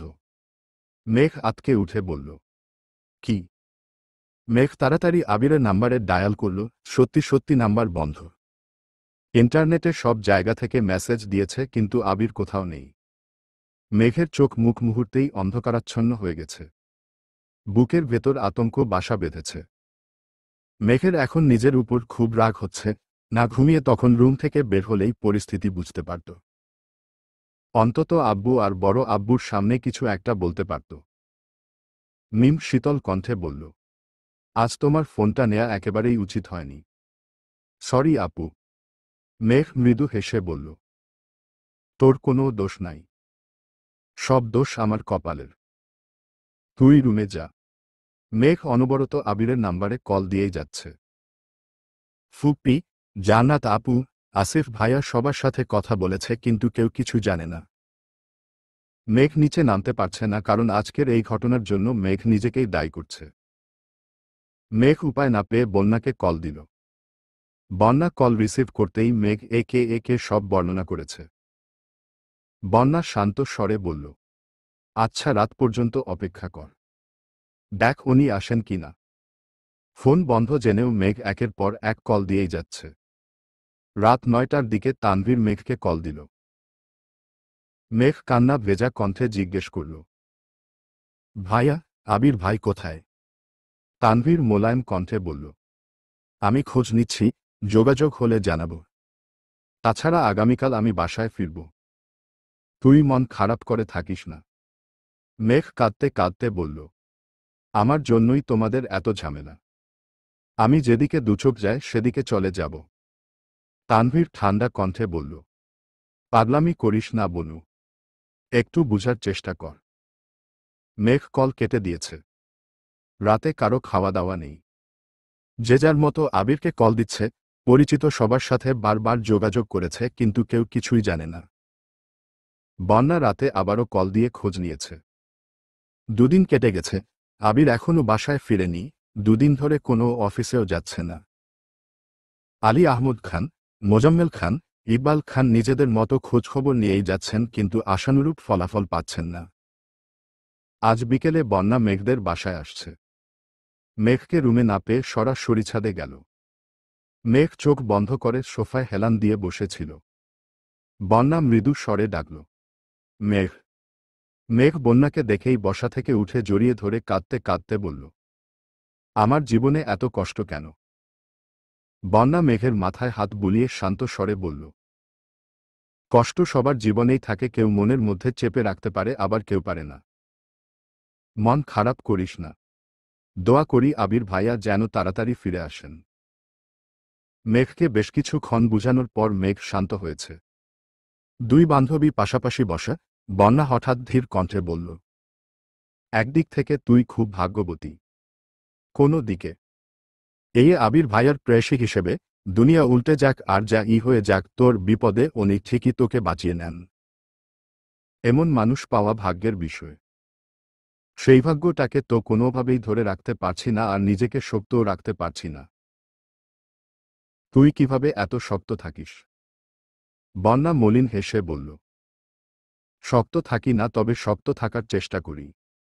কিভাবে? তুই একদিন বলেছিলি, মানুষ নিরন্তর সুখের নীড় খুঁজে, কষ্ট আড়াল করে, প্রতিনিয়ত স্বভাবসিদ্ধ হাসে। সত্যি বলতে এটাই বাস্তবতা। জীবনে চলার পথে প্রতিটা মানুষই মানসিক শান্তি খোঁজে, যেখানে সে সর্বোচ্চ ভালো থাকতে পারবে, কিন্তু সেই সুখের স্থান সবার ভাগ্যে জুটে না।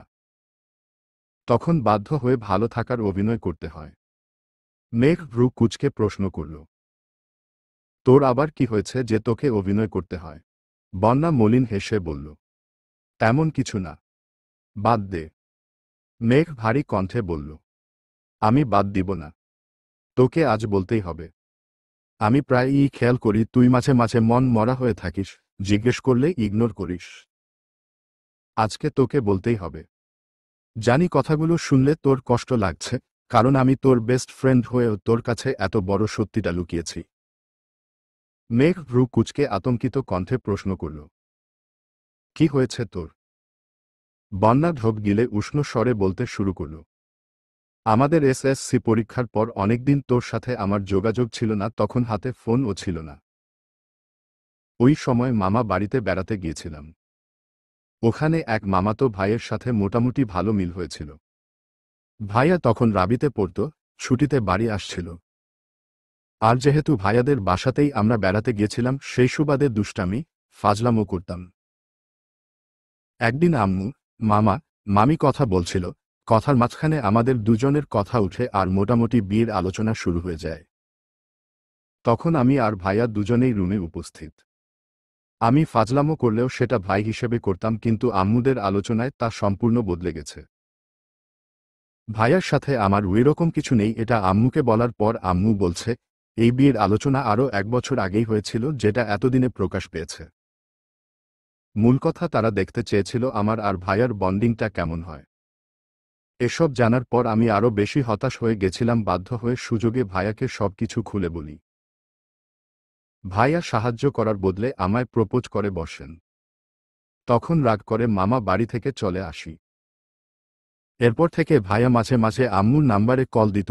যেহেতু প্রাথমিকভাবে বিয়ের আলোচনা হয়েই ছিল, তাই আম্মুও আমাকে ফোন দিতেন, আমি না চাইতেও ওনার সাথে কথা বলতাম। ধীরে ধীরে আমিও মানসিকভাবে সেই মানুষটার সাথে জড়াতে শুরু করি। আমার যেহেতু আলাদা ফোন ছিল না, ওইভাবে কোথাও হতো না।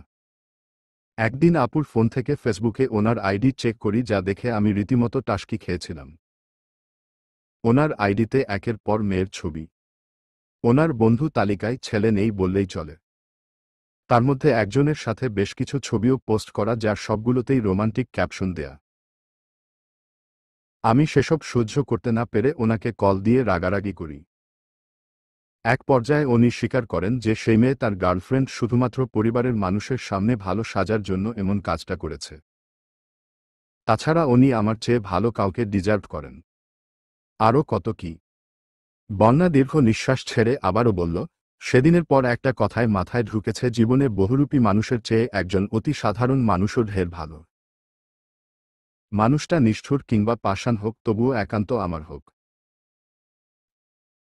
মেঘ বন্যার গুরুগম্ভীর চেহারায় খানিকক্ষণ তাকিয়ে থেকে হঠাৎ মুখভার করে বলে উঠল, এত বড় ঘটনাটা আমাকে না জানিয়ে তুই কিভাবে ছিলি?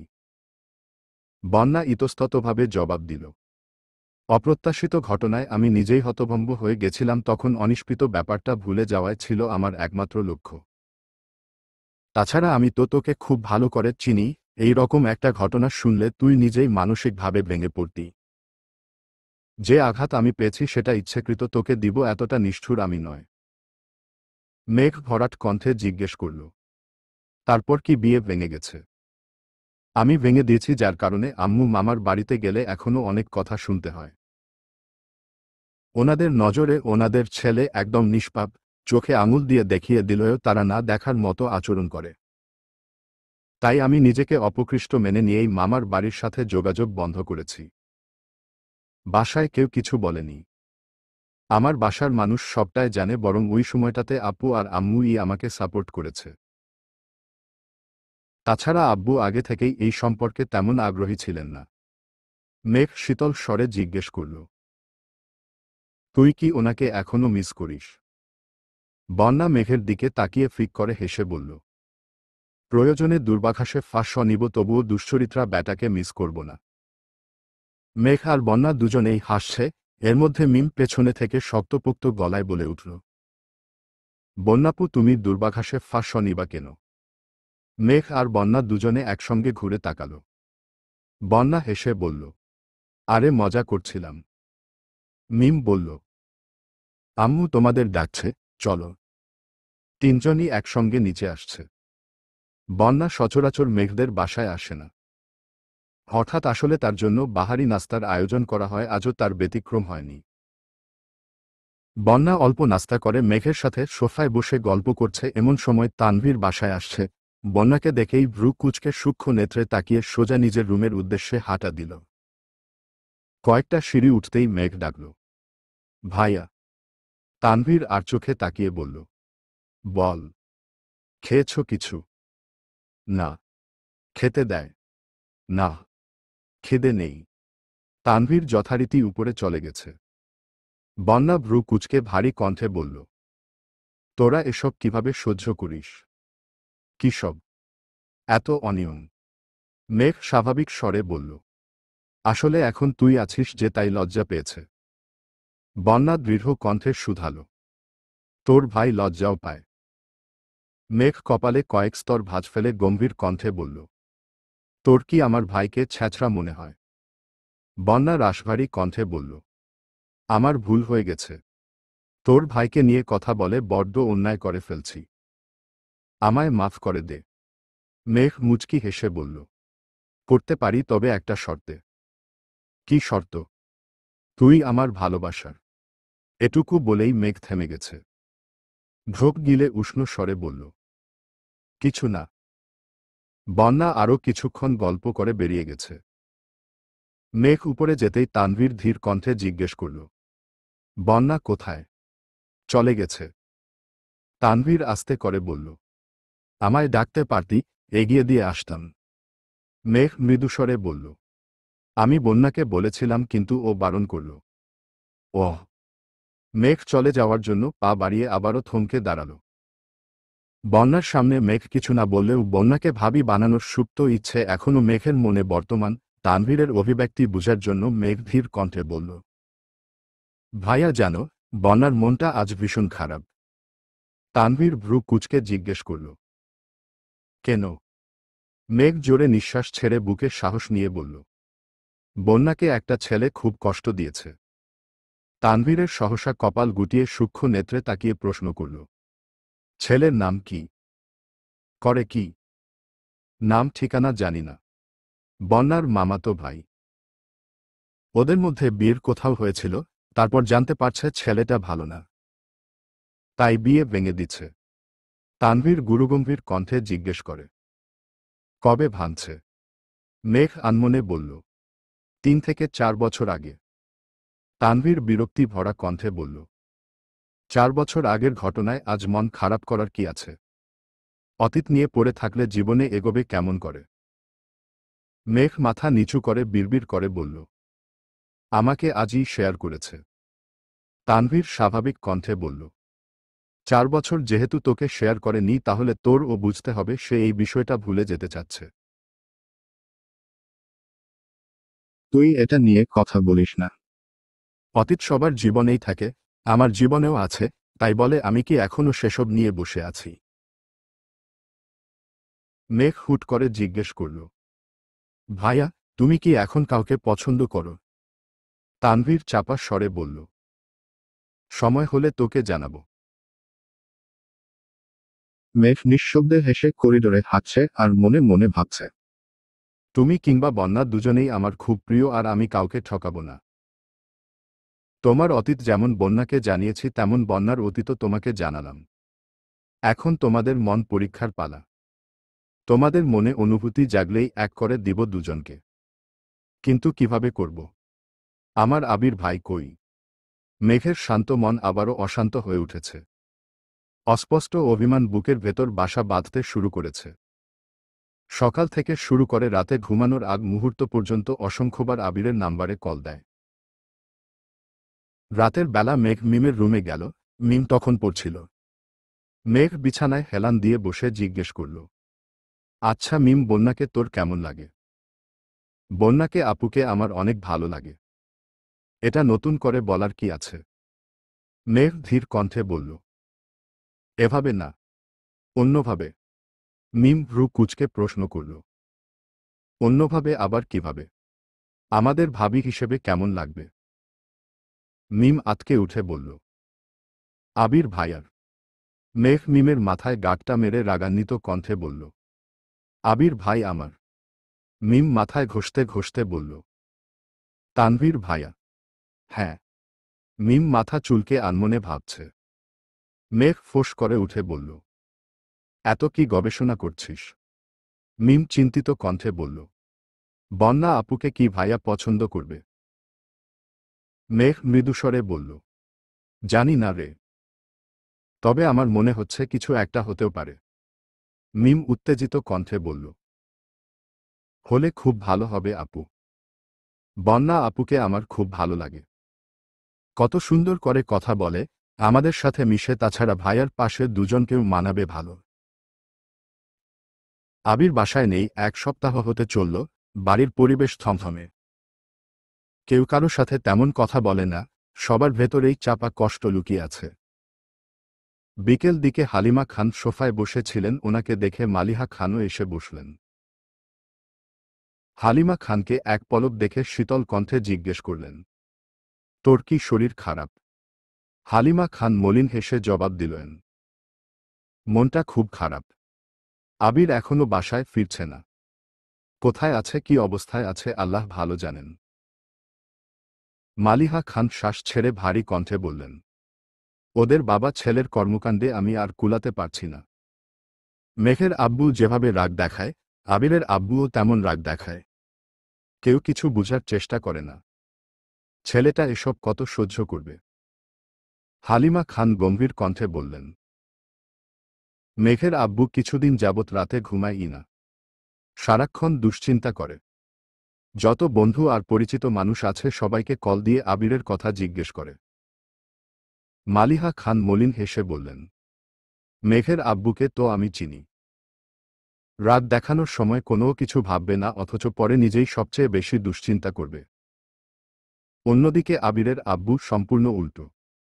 ওনার নিয়ম নীতির বাহিরে গেলেই ওনার সবকিছু এলোমেলো হয়ে যায়। ছেলে, বউ, ভাই বোন কিছুই দেখে না। সেদিন মেঘের আব্বু চিল্লাচিল্লি করার পরও আবির বেশ শান্ত ছিল, কিন্তু হুট করে ওর আব্বু যখন শুরু করল তখন আর সহ্য করতে পারল না।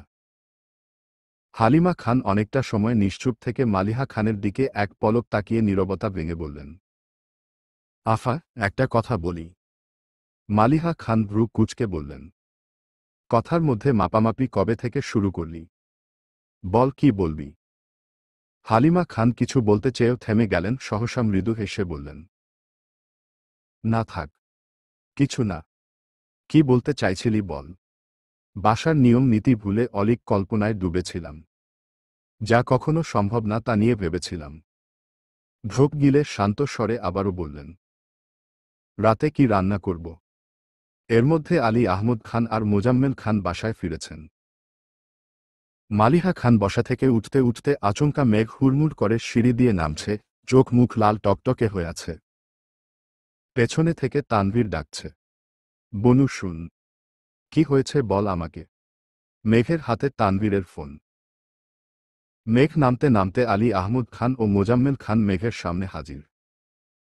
মোজাম্মেল খান গম্ভীর কণ্ঠে জিজ্ঞেস করলেন, কি হয়েছে তোর? তানভীর বলতে বলতে নামছে, কে কল দিছিল বলবি তো? আব্বুকে দেখেই তানভীরের গতি কমে গেছে। সদ্য শাওয়ার নিয়ে বেরিয়েছে। তানভীরের পরনে লুঙ্গি আর গলায় একটা গামছা ঝুলানো, সম্পূর্ণ শরীর ভেজা। আব্বু আর বড় আব্বুকে দেখেই তানভীর গামছা দিয়ে মাথা মুছতে শুরু করেছে। একটু আগে মেঘ আবিরের খোঁজ নিতে তানভীরের রুমে গিয়েছিল। তানভীর ওয়াশরুমে থাকায় কিছু জিজ্ঞেস করতে পারেনি। হঠাৎ তানভীরের ফোনে কল বাজতে শুরু করে। মেঘ উচ্চ স্বরে ডাকে, ভাইয়া, তোমার ফোনে কল আসতেছে। দেখ, কে কল দিয়েছে। মেঘ ফোনের স্ক্রিনে তাকায়।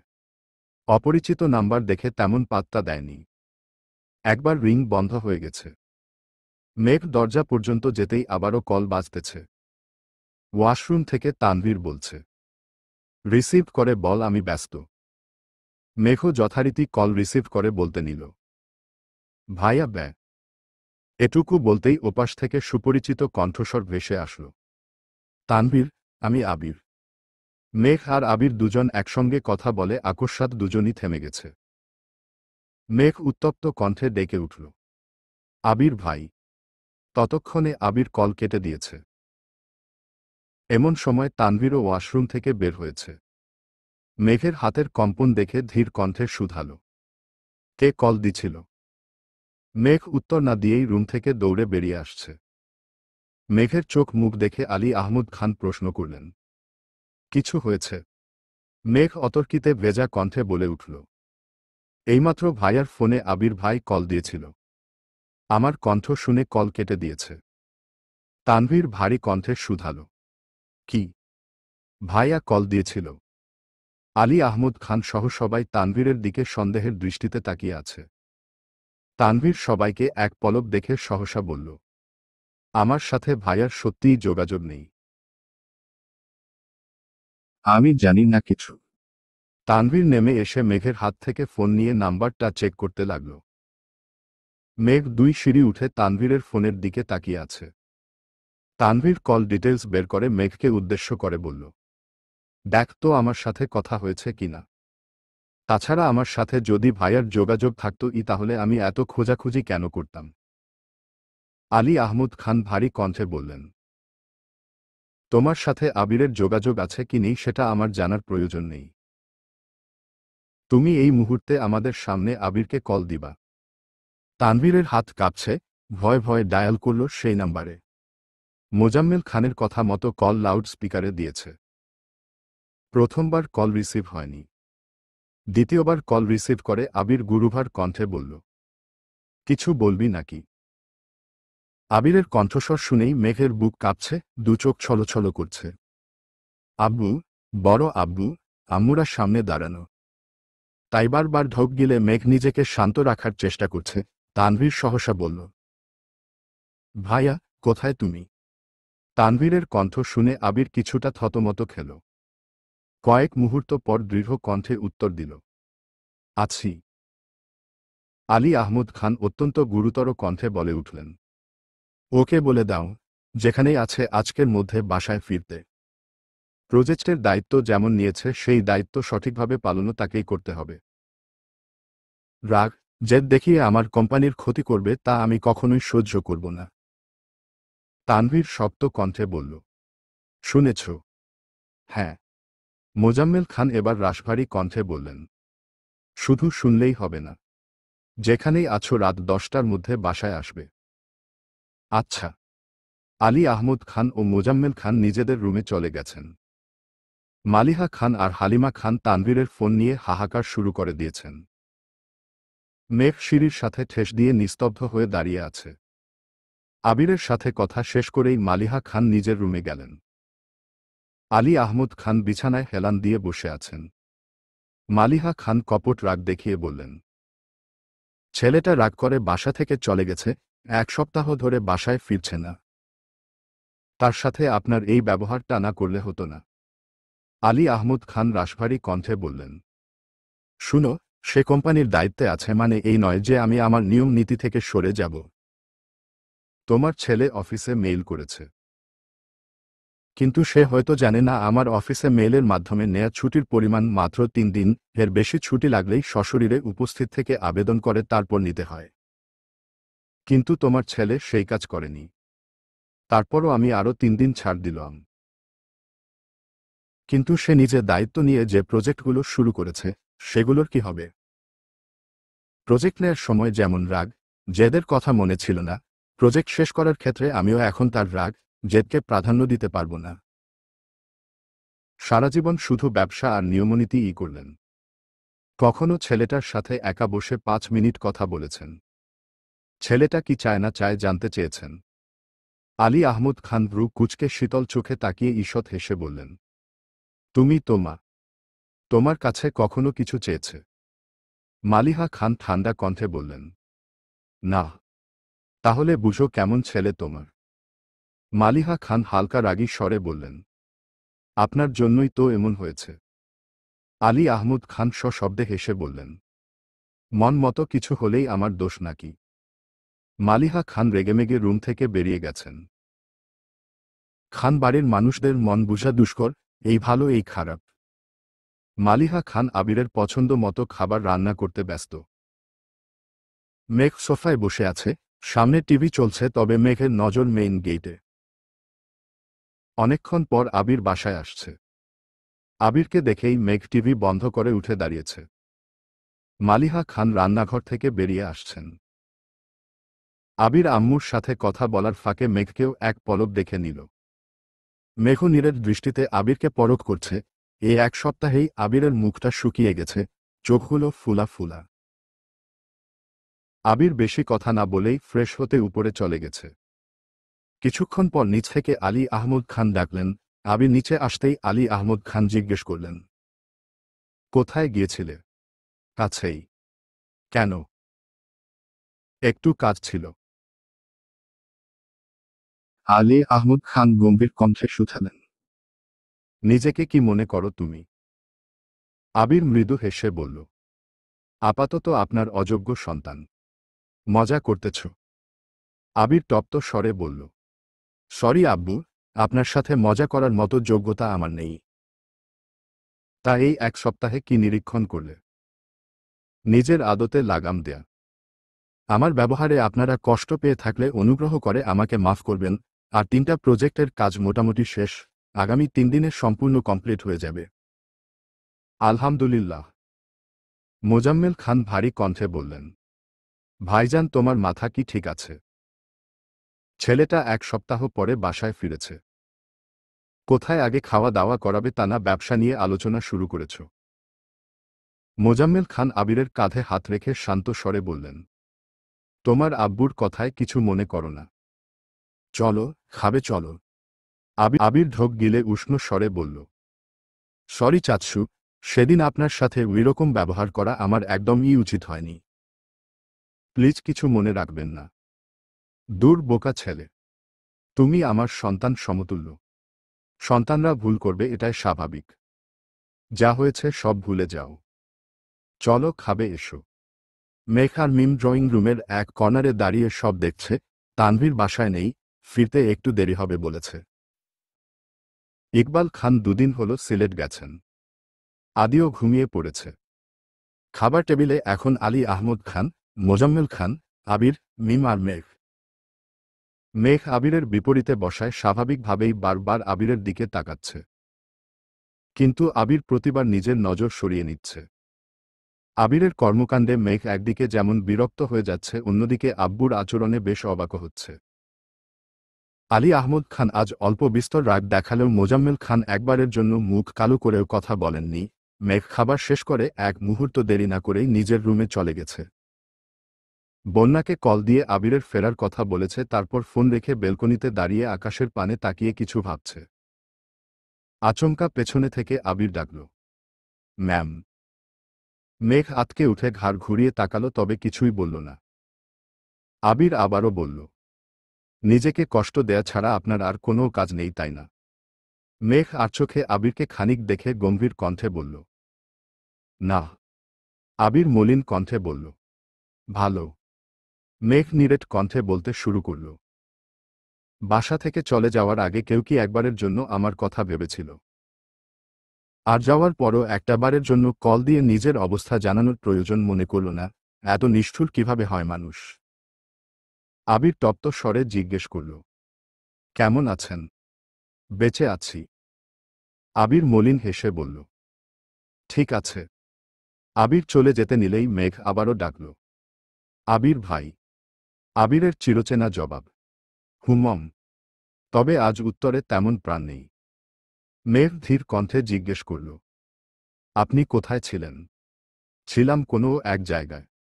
মেঘ হঠাৎ ভেজা কণ্ঠে বলে উঠল, 1 সপ্তাহ নিখোঁজ হয়ে কিভাবে ছিলেন আপনি? আমি আপনাকে কত শতবার কল দিয়েছি। আর একটু হলে মরেই যেতাম। আবির দরজায় হেলান দিয়ে দাঁড়িয়ে মনমরা হয়ে বলল, 1 সপ্তাহে এত ক্লান্ত হয়ে পড়েছেন? মনে জোর না থাকলে সামনের ঝড়টা কিভাবে সামলাবেন, ম্যাম? আবিরের কথা শুনে মেঘের কোমলপ্রাণ হৃদয় মুষড়ে উঠল। সহসা উদাস চোখে তাকালো আবিরের পরিশ্রান্ত ধৃষ্টতায়। আবিরের দুচোখ বন্ধ, ব্যর্থতার গ্লানি মুখে ফুটে উঠেছে। কোনো এক অজ্ঞাত ক্লেশে আবিরের বুকের ভেতরটা ভারী হয়ে আছে। মেঘ রাশভারী কণ্ঠে বিড়বিড় করল, আপনি পাশে থাকলে আমি সব ঝড় নীরবে সয়ে যাব। আবির দীর্ঘশ্বাস ছেড়ে চোখ খুলল। এক পলক মেঘের দিকে তাকিয়ে কোমল কণ্ঠে বলল, নগর জুড়ে বৃষ্টি নামুক, আমায় সুরে ভাসিয়ে ফেলুক, তবুও সহিষ্ণুতায় তোকে পরিপূর্ণ রাখুক। আবির মাথা নিচু করে চলে যাচ্ছে। মেঘ মুখ ভার করে বারান্দায় দাঁড়িয়ে জানালা দিয়ে আবিরের দিকে তাকিয়ে রইল। সময় যত এগুচ্ছে পরিস্থিতি ততই বেসামাল হচ্ছে। মনের আড়ালে জমে থাকা সুপ্ত অনুভূতিগুলো বিষাক্ত হতে শুরু করেছে। সপ্তাহ কেটে যাচ্ছে, আবিরের ভাবগতিকে এসেছে বিশাল পরিবর্তন। বাসায় ফেরার পর থেকে আবির একদম নিশ্চুপ হয়ে গেছে। আব্বু, চাচুদের সাথে কোনো প্রকার কথা বলে না, এমনকি ঠিকমতো বাসায়ও ফিরে না।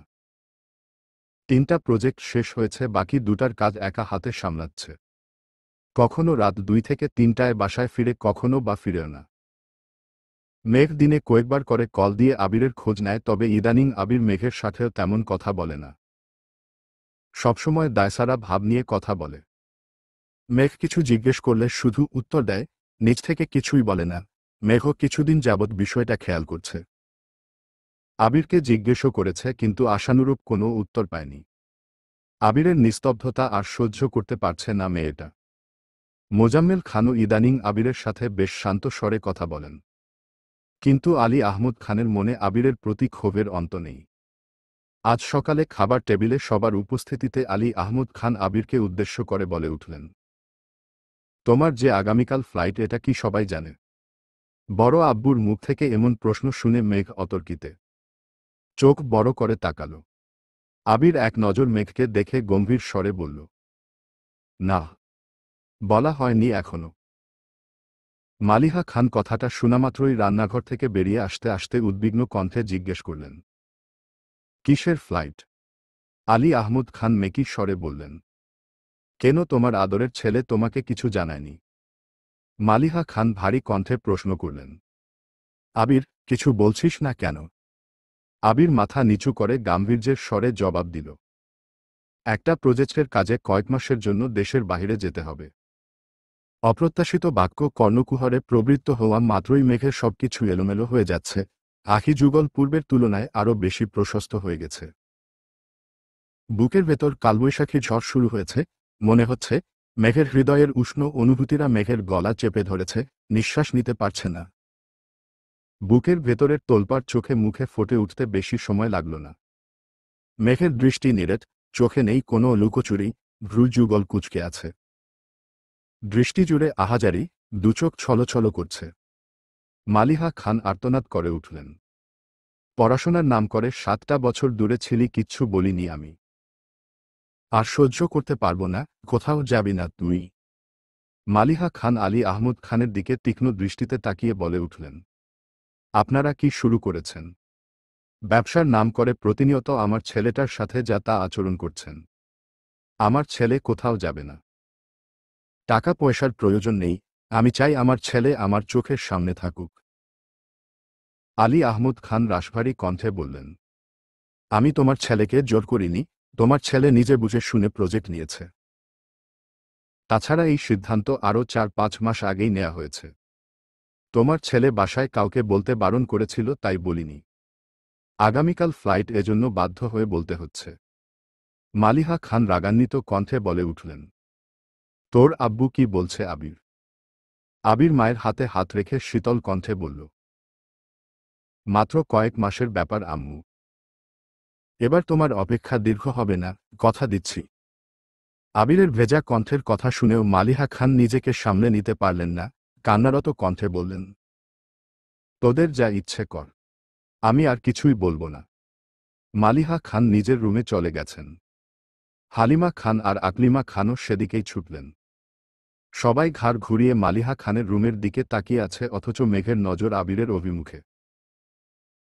আশপাশের ব্যবসা গরমে মেঘের শরীর ঘেমে যাচ্ছে, তবুও ভাতের প্লেটে হাত রেখে নিস্তব্ধ হয়ে চেয়ে আছে। আবির মেঘকে দেখে সেকেন্ডের মধ্যে চোখ নামিয়ে নিয়েছে। গত 1 সপ্তাহ যাবৎ আবির মেঘের চোখে চোখ রাখে না, সামনাসামনি দেখা হলেও মাথা নিচু করে পাশ কাটিয়ে চলে যায়। তাছাড়া যথাসম্ভব বাসা থেকে দূরেই থেকেছে। আজও আবির সেই চোখে তাকাতে পারছে না।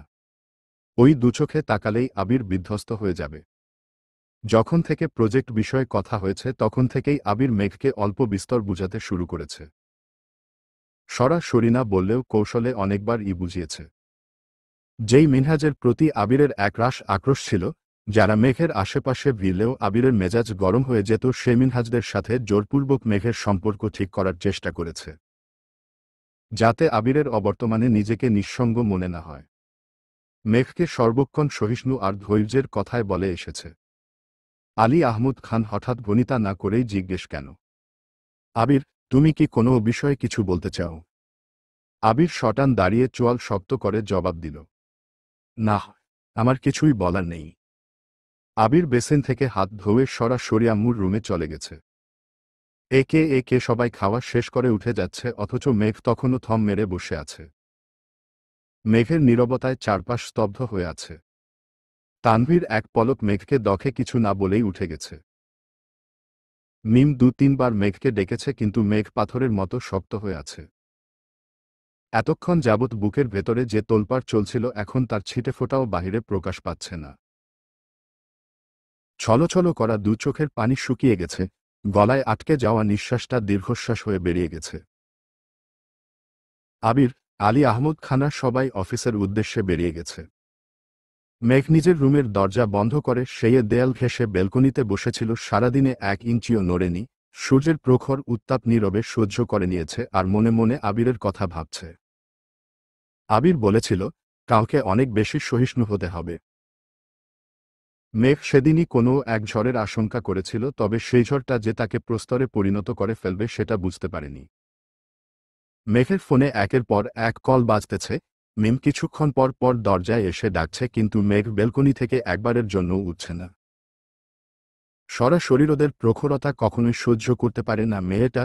অল্পতেই মাথা ব্যথা শুরু হয়ে যায়, অথচ আজ দিব্যি ঘন্টার পর ঘন্টা বসে আছে, মাথা ব্যথা অনুভব করার মতো শক্তি পর্যন্ত অবশিষ্ট নেই।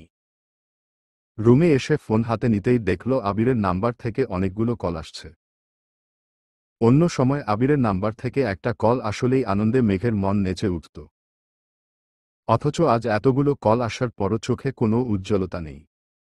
শুকনো ঠোঁটে হাসির রেশ মাত্র নেই, কান্নায় মেঘের বুক ভেঙে আসছে, তবুও কাঁদতে পারছে না। এমন সময় আবির আবারও কল দিয়েছে। মেঘ কাঁপা কাঁপা হাতে রিসিভ করে, কানে ধরতেই ওপাশ থেকে আবিরের হুঙ্কার আসল, তুই কি আমাকে বাঁচতে দিবি না? আবিরের এমন হুঙ্কারে মেঘ অপ্রস্তুত হয়ে গেছে। দীর্ঘ সময় নিশ্চুপ থাকায় মেঘের গলা দিয়ে কোনো আওয়াজ বের হচ্ছে না। আবির গম্ভীর কণ্ঠে আবারও বলল, আমি মারা গেলে শান্তি পাবি? মেঘ গলা খাকারি দিয়ে আর্তনাদ করে উঠল, বাজে কথা বলবেন না প্লিজ। আবির নিচু স্বরে বলল, এতগুলো কল দিলাম, একবারের জন্য রিসিভ করার প্রয়োজন মনে করলি না? এটা কি ঠিক? মেঘ আমতা আমতা করে বলল, ফোনের কাছে ছিলাম না। কোথায় ছিলি? মেঘ নিশ্চুপ। আবির কিছুক্ষণ নীরব থেকে আবারও প্রশ্ন করল, দুপুরে খেয়েছিস? না। আবির শক্ত কণ্ঠে বলল, তোকে ১ ঘন্টা সময় দিচ্ছি, এর মধ্যে যাবতীয় কাজ শেষ করে একেবারে রেডি হয়ে বাসা থেকে বের হবি। আমার যেন অপেক্ষা করতে না হয়। মেঘ ভনিতা ছাড়াই বলল, আমি বের হব না। আবির খানিকটা রাগী স্বরে বলে উঠল, আমি সিদ্ধান্ত চাইনি মেঘ, তোকে ১ ঘন্টার মধ্যে আমার সামনে দেখতে চাইছি। মেঘ আর কিছুই বলতে পারল না।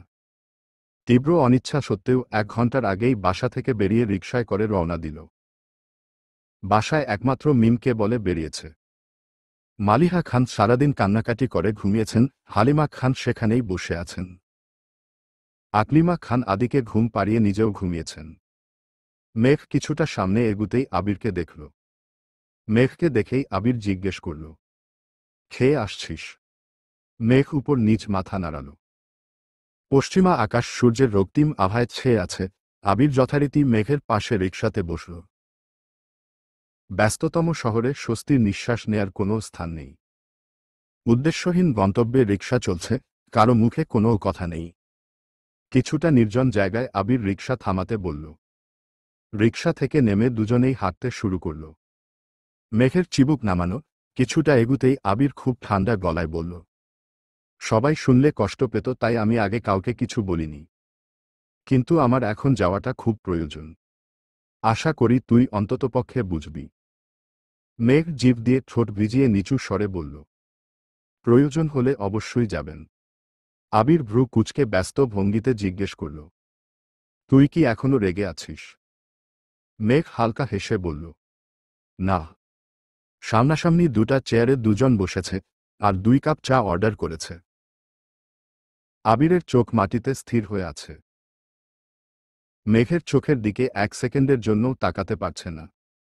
মেঘ এক দৃষ্টিতে তাকিয়ে শান্ত স্বরে জিজ্ঞেস করল, আপনার কি শরীর খারাপ? আবির চোখ মুখ মুছে ঠিক করে বসল।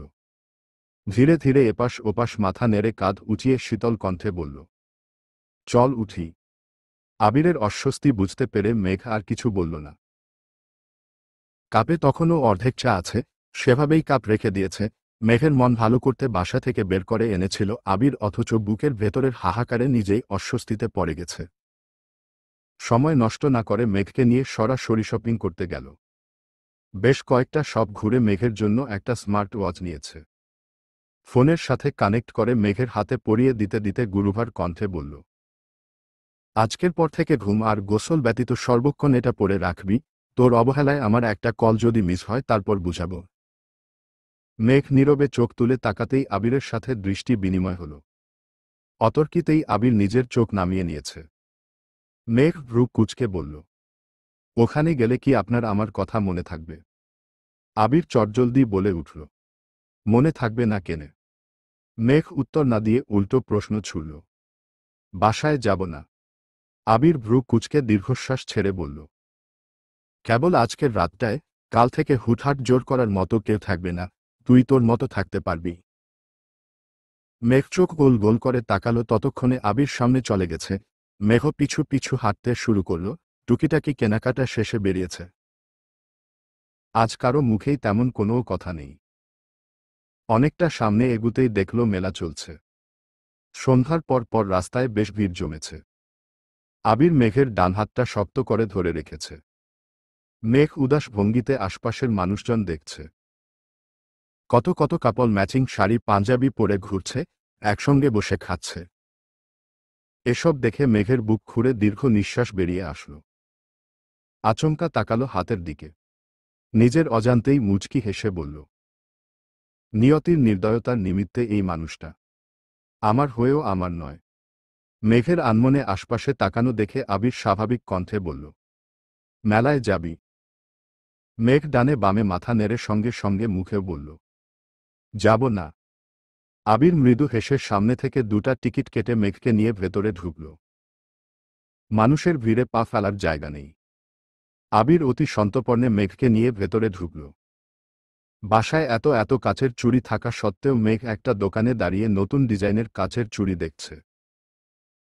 মেঘের চুড়ির প্রতি কৌতূহল দেখে আবির খুব যত্ন সহকারে চুড়ির ভেতর 3 আঙুল ঢুকিয়ে ঢুকিয়ে পরীক্ষা করে সুন্দর ডিজাইনের 3 সেট চুড়ি মেঘের দিকে এগিয়ে দিয়ে বলল, এগুলো দেখ।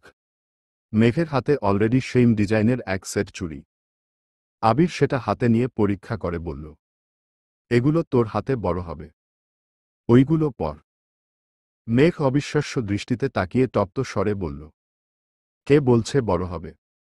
এগুলো ঠিকঠাক মতো লাগবে। আবির মলিন হেসে বলল, ওয়েট। আবির 2 সেট চুড়ি খুলে আলতোভাবে মেঘের দুহাতে পরিয়ে দিচ্ছে। বড় চুড়িগুলো ডান হাতে পরিয়েছে। মেঘ অপলক দৃষ্টিতে নিজের হাতের দিকে তাকিয়ে আছে। আবির চুড়ি আগে গিফট করলেও এই প্রথমবার নিজের হাতে পরিয়ে দিচ্ছে। চুড়ি পরানো শেষে মেঘ দুহাত নাড়িয়ে দেখতে লাগল। আবিরের দেয়া চুড়ির সেট খুব সুন্দর মতো লেগেছে, অন্যটা একটু বড় হওয়ায় মনে হচ্ছে খুলে পড়ে যাবে। মেঘ আশ্চর্য নয়নে তাকিয়ে প্রশ্ন করল, আমার হাতে ওই চুড়িটায় লাগবে এটা আপনি কিভাবে বুঝছেন? আবির দুচোখ ছোট করে হাসল। কিছু বলতে গিয়েও থেমে গেল। আশপাশে তাকিয়ে মেকি স্বরে বলল, থাক, এখানে কিছু না বলি। আবিরের মুখে দুষ্টু হাসি দেখেই মেঘ ভ্রু কুঁচকাল। সঙ্গে সঙ্গে তাকালো দোকানের ছেলেটার দিকে, ছেলেটাও কেমন করে হাসছে। বিরক্তিতে মেঘ বলল, চলুন এখান থেকে। আর কিছু নিবি না? এই দোকান থেকে নিব না। ছেলেটা সঙ্গে সঙ্গে মন খারাপ করে বলল, সরি ভাবি, আমি আর হাসব না। আপনার যা পছন্দ হয় নিন। অপরিচিত এক ছেলের মুখে ভাবি ডাক শুনে মেঘ অপ্রত্যাশিতভাবে তাকালো, পরপর চোখ তুলে তাকালো আবিরের মুখের পানে। আবিরের ঠোঁটে তখনও হাসি লেগেই আছে। মেঘ এক মুহূর্তের জন্য আবিরের যাওয়ার ঘটনা বেমালুম ভুলে গেল। আবিরের হাস্যোজ্জ্বল মুখের পানে তাকিয়ে নিজেও হাসল, তারপর আদুরে ভঙ্গিতে শুধাল, আর কি নিব? আবির ওষ্ঠ যুগল আরও প্রশস্ত করে বলল, হায়রে মেয়ে মানুষ! 1 সেকেন্ডেই সব ক্রোধ গায়েব। মেঘ ফোঁস করে শ্বাস ছেড়ে গম্ভীর কণ্ঠে বলল, ঠিক আছে, চলে যাচ্ছি। আবির সঙ্গে সঙ্গে মেঘের বাহু চেপে ধরে মোলায়েম কণ্ঠে বলল, এই না, তোর যা ভালো লাগে সব নিতে পারিস। আবিরের হাতে থাকা মেঘের বাহু 2 আঙুলে পরখ করে মেঘের হাতটা উপরে তুলে মেঘকে দেখিয়ে আবির আকস্মাৎ শক্ত কণ্ঠে বলল, এখন যেমন রেখে যাচ্ছি ফিরে এসে যেন তেমনই পায়। 1 ইঞ্চি এদিক সেদিকে হলে সোজা বুড়িগঙ্গায় ফেলে দিয়ে আসব। মেঘ ওষ্ঠ উল্টে বিড়বিড় করে বলল, কেন?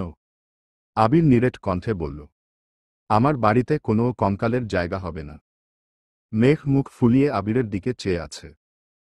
আবির দোকান থেকে 2টা টিকলি হাতে নিয়ে খুব মনোযোগ দিয়ে পরীক্ষা করে একটা মেঘের কপালে ধরে মৃদু হেসে বলল, এটা একদম ঠিকঠাক। বেশ কয়েকটা আংটিও দেখে নিল। মেঘের আঙুলে পরিয়ে পরিয়ে দেখছে। মেঘ বিস্ময়কর দৃষ্টিতে আবিরের কর্মকাণ্ড দেখছে। আবির খুব যত্ন নিয়ে প্রতিটা জিনিস পর্যবেক্ষণ করছে। একটা মেয়ের জীবনে এর থেকে বেশি চাওয়া বোধহয় আর কিছুই হতে পারে না। স্বর্ণ কিংবা হীরার চেয়েও অধিক মূল্যবান প্রিয় মানুষের থেকে প্রাপ্ত সময়, তার মনোযোগ আর ভালোবাসা। মেলা থেকে কেনা প্রতিটা জিনিসের মূল্য অতি নগণ্য, অথচ মেঘের কাছে সেগুলোই খুব মূল্যবান। মেঘের জন্য কেনাকাটা শেষ করে মিম আর আদির জন্যও মেলা থেকে কিছু কিছু জিনিস নিয়েছে। মেলা থেকে বেরিয়ে দুজন আবারও হাঁটতে শুরু করল। এর মধ্যে তানভীরকে কল দিয়ে একটা রেস্টুরেন্টে আসতে বলেছে। ভিড় ঠেলে আবির মেঘের হাত ধরে হাঁটছে। আবির অবশ্য রিকশা নিতে চেয়েছিল, কিন্তু মেঘের আবিরের সঙ্গে হাঁটতে খুব ইচ্ছে করছিল, তাই রিকশায় উঠেনি। এই যে আবির মেঘের হাতটা শক্ত করে ধরে আছে, এতেই মেঘের বিষাদে ঢাকা মন ভালো হয়ে গেছে। কিন্তু রিকশায় উঠলে আবারও সেই কোমল মনে বিষাদ ভরে যাবে, তাই সে কোনোভাবেই রিকশায় উঠবে না। আবির আর মেঘ একটা রেস্টুরেন্টে ঢুকল। মেঘকে একটা টেবিল দেখিয়ে আবির স্বাভাবিক ভঙ্গিতে বলল, তুই একটু বস, আমি ফ্রেশ হয়ে আসছি। আবির চলে যেতেই 3টা মেয়ে মেঘের সামনে হাজির হল। মেয়েগুলো দেখতে মাশাআল্লাহ বেশ সুন্দরী, আবার সাজুগুজুও করেছে, তবে বয়সে মেঘের থেকে অনেক বড় হবে। মেঘ ভ্রু কুঁচকে তাকিয়ে আছে। 3টা মেয়ের মধ্যে একজন বলে উঠল, তোমার পাশে ছেলেটা আবির ছিল না? মেঘ সন্দেহের দৃষ্টিতে তাকিয়ে নিরেট কণ্ঠে বলল, হ্যাঁ। কেন? আরেকটা মেয়ে আহ্লাদী কণ্ঠে জিজ্ঞেস করল, তুমি বুঝি আবিরের গার্লফ্রেন্ড? মেঘ ঢোক গিলল। আবিরের প্রতি মেঘের তীব্র প্রেমানুভূতি, সেই সাথে আবিরের যত্নে দুজনের সুপ্ত প্রেমের সম্পর্ক অস্বীকার করার উপায় নেই। আবির মুখ ফুটে এখনো কিছু না বললেও মেঘ মেয়েগুলোর সামনে শান্ত স্বরে বলল, জি। মেয়েগুলো একজন আরেকজনকে ধাক্কা দিয়ে বলল, বলছিলাম না গার্লফ্রেন্ড, দেখলি তো? মেঘ উদ্বিগ্ন কণ্ঠে প্রশ্ন করল, আপনারা কারা? আর আবির ভাইকে কিভাবে চিনেন? একটা মেয়ে কপাল গুটিয়ে বলল, আবিরকে ভাই ডাকছ কেন? বয়ফ্রেন্ডকে কেউ ভাই ডাকে? মেঘ চিবুক নামিয়ে মৃদুস্বরে বলল, উনি আমার চাচাতো ভাই। কিন্তু আপনারা কারা? এবার মেয়েগুলোর ধাক্কাধাক্কি বেড়ে গেছে। তাদের মধ্যে একজন মিষ্টি করে হেসে বলল, ওহ আচ্ছা, তুমিই তবে সে যার জন্য আবির কলেজে কোনোদিন কোনো মেয়ের দিকে তাকিয়েও দেখেনি।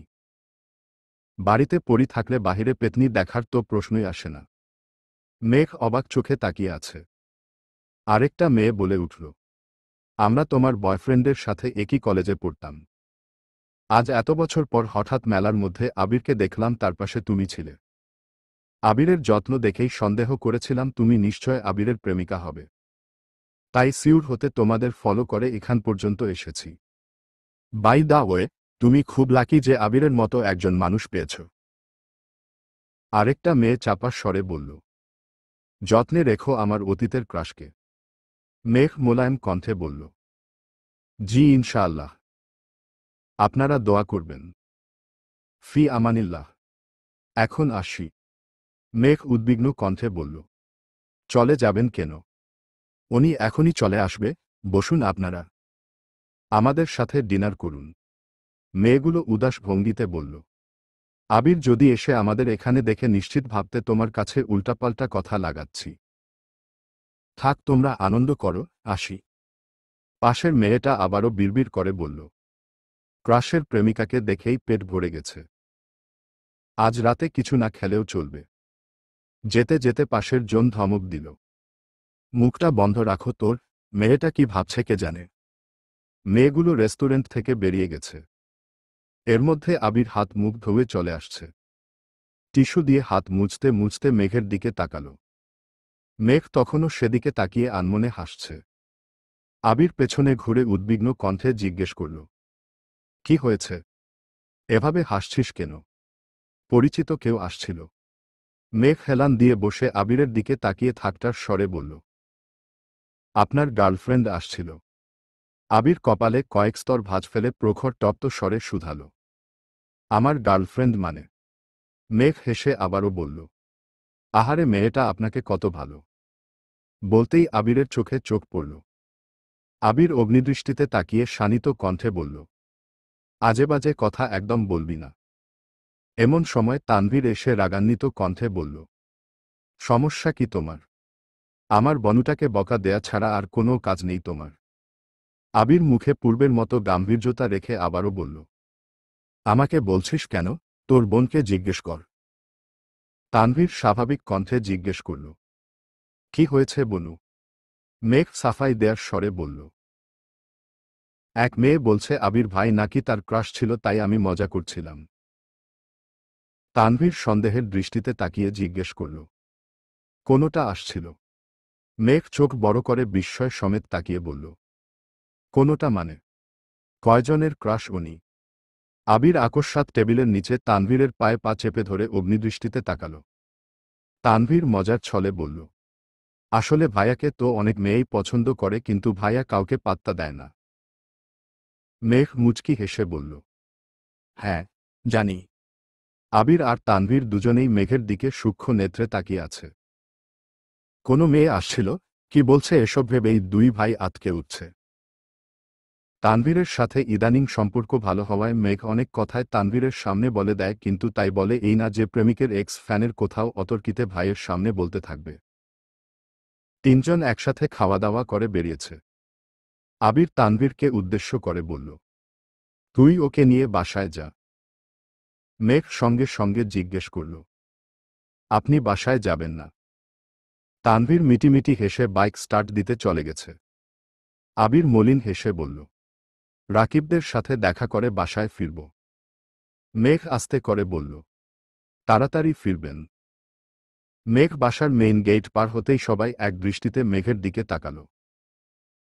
জিজ্ঞেস করতে যাবে এমন সময় পেছনে থেকে তানভীর এসে বলল, কিরে বনু, এখানে দাঁড়িয়ে আছিস কেন? তুই না মিম আর আদির জন্য জিনিস কিনলি? ওদের দে। মেঘ সঙ্গে সঙ্গে আদিকে নিয়ে মিমের রুমে চলে গেছে। আলী আহমদ খান ভারী কণ্ঠে জিজ্ঞেস করল, কোথায় গিয়েছিলে তুমি? তানভীর তড়িৎ বেগে জবাব দিল, মেলা হইতেছে তাই বনুকে নিয়ে মেলায় গিয়েছিলাম। মোজাম্মেল খান গম্ভীর কণ্ঠে বললেন, তোমরা দুই ভাইবোন একসঙ্গে বের হতে না বারণ করেছিলাম? তানভীর ভ্রু কুঁচকে গম্ভীর কণ্ঠে বলল, মনে ছিল না? এরপর থেকে বনুকে রিকশায় পাঠিয়ে আমি বাইকে আসব। তাহলে হবে তো। আলী আহমদ খান হেসে বললেন, বোনকে একা নিয়ে গেলে? মিম আর আদিকে নিলে না কেন? তানভীর মেকির স্বরে বলল, তিনজনকে একা সামলানো সম্ভব না।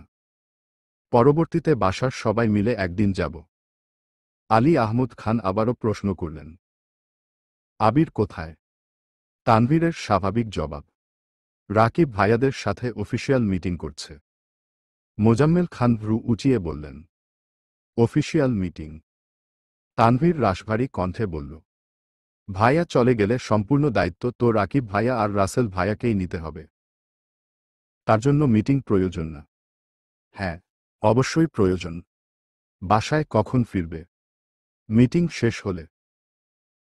ঠিক আছে, তুমি রুমে যাও। তানভীর স্বাভাবিকভাবেই রুমে চলে গেছে। মিমদের জিনিসপত্র দিয়ে মেঘ নিজের রুমে এসে ফ্রেশ হয়ে চুল খুলে মাথায় টিকলি, নতুন কেনা বড় বড় ঝুমকা, হাত ভর্তি চুড়ি, কোমরে বিছা পরে ড্রেসিং টেবিলের সামনে দাঁড়িয়ে নিজেকে দেখছে।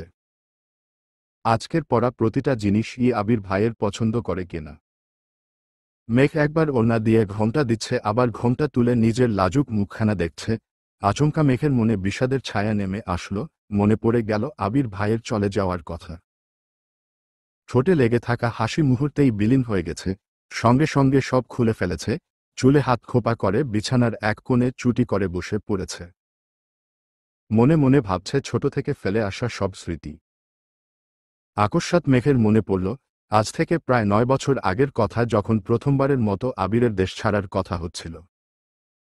আবির আকুল কণ্ঠে বারবার মেঘকে জিজ্ঞেস করেছিল, তুই কি চাস আমি তোকে ছেড়ে চলে যাই? প্লিজ মেঘ, তুই একবার বল যেতে হবে না। আমি সত্যি সত্যি যাব না। কিছু তো বল প্লিজ। অথচ মেঘ সেদিন একবারের জন্যও মুখ খুলেনি। এমনকি আবিরের আকুল কণ্ঠে বলা কথাগুলোর মানেও বুঝার চেষ্টা করেনি। তীব্র অভিমান বুকে জমিয়ে রেখেছিল, যার জন্য বাধ্য হয়ে সেদিন আবিরকে কাটা বেছানো পথকেই বেছে নিতে হয়েছিল। তখন আবির বাড়ি ছাড়ায় সবচেয়ে বেশি খুশি হয়েছিল মেঘ, অথচ আজ সম্পূর্ণ উল্টো।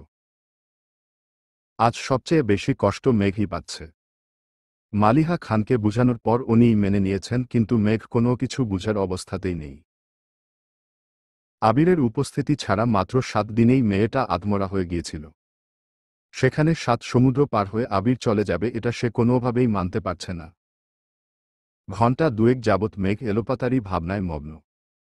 হঠাৎ ভাবনার মাঝে আগমন ঘটে আবিরের 3 বান্ধবী, যাদের মধ্যে একজন বলেছিল, তুমিই তবে সে যার জন্য আবির কলেজে কোনোদিন কোনো মেয়ের দিকে তাকিয়েও দেখেনি। বাড়িতে পড়ি থাকলে বাহিরে পেতনি দেখার তো প্রশ্নই আসে না। এটুকু মনে পড়তেই মেঘ আকস্মাৎ সোজা হয়ে বসল। রেস্টুরেন্টে বিষয়টা সেভাবে ভেবে দেখেনি, তবে এখন এটার মানে বেশ বুঝতে পারছে। মেঘ নিজেকে নিজে প্রশ্ন করল, তবে কি আবির ভাই আমাকে তখন থেকেই ভালোবাসতেন?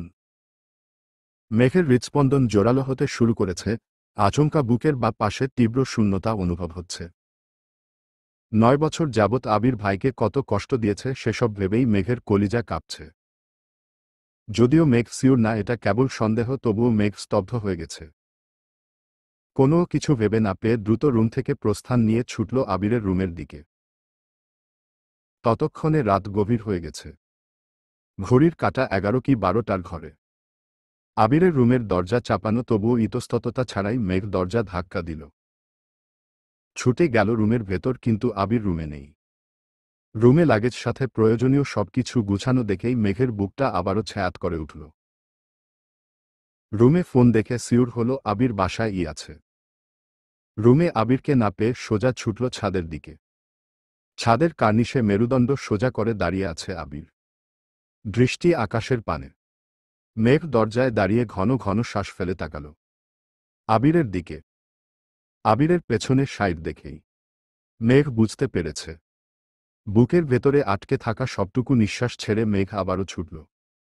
আবির গভীর মনোযোগ সহকারে অসীম আকাশে তাকিয়ে আছে।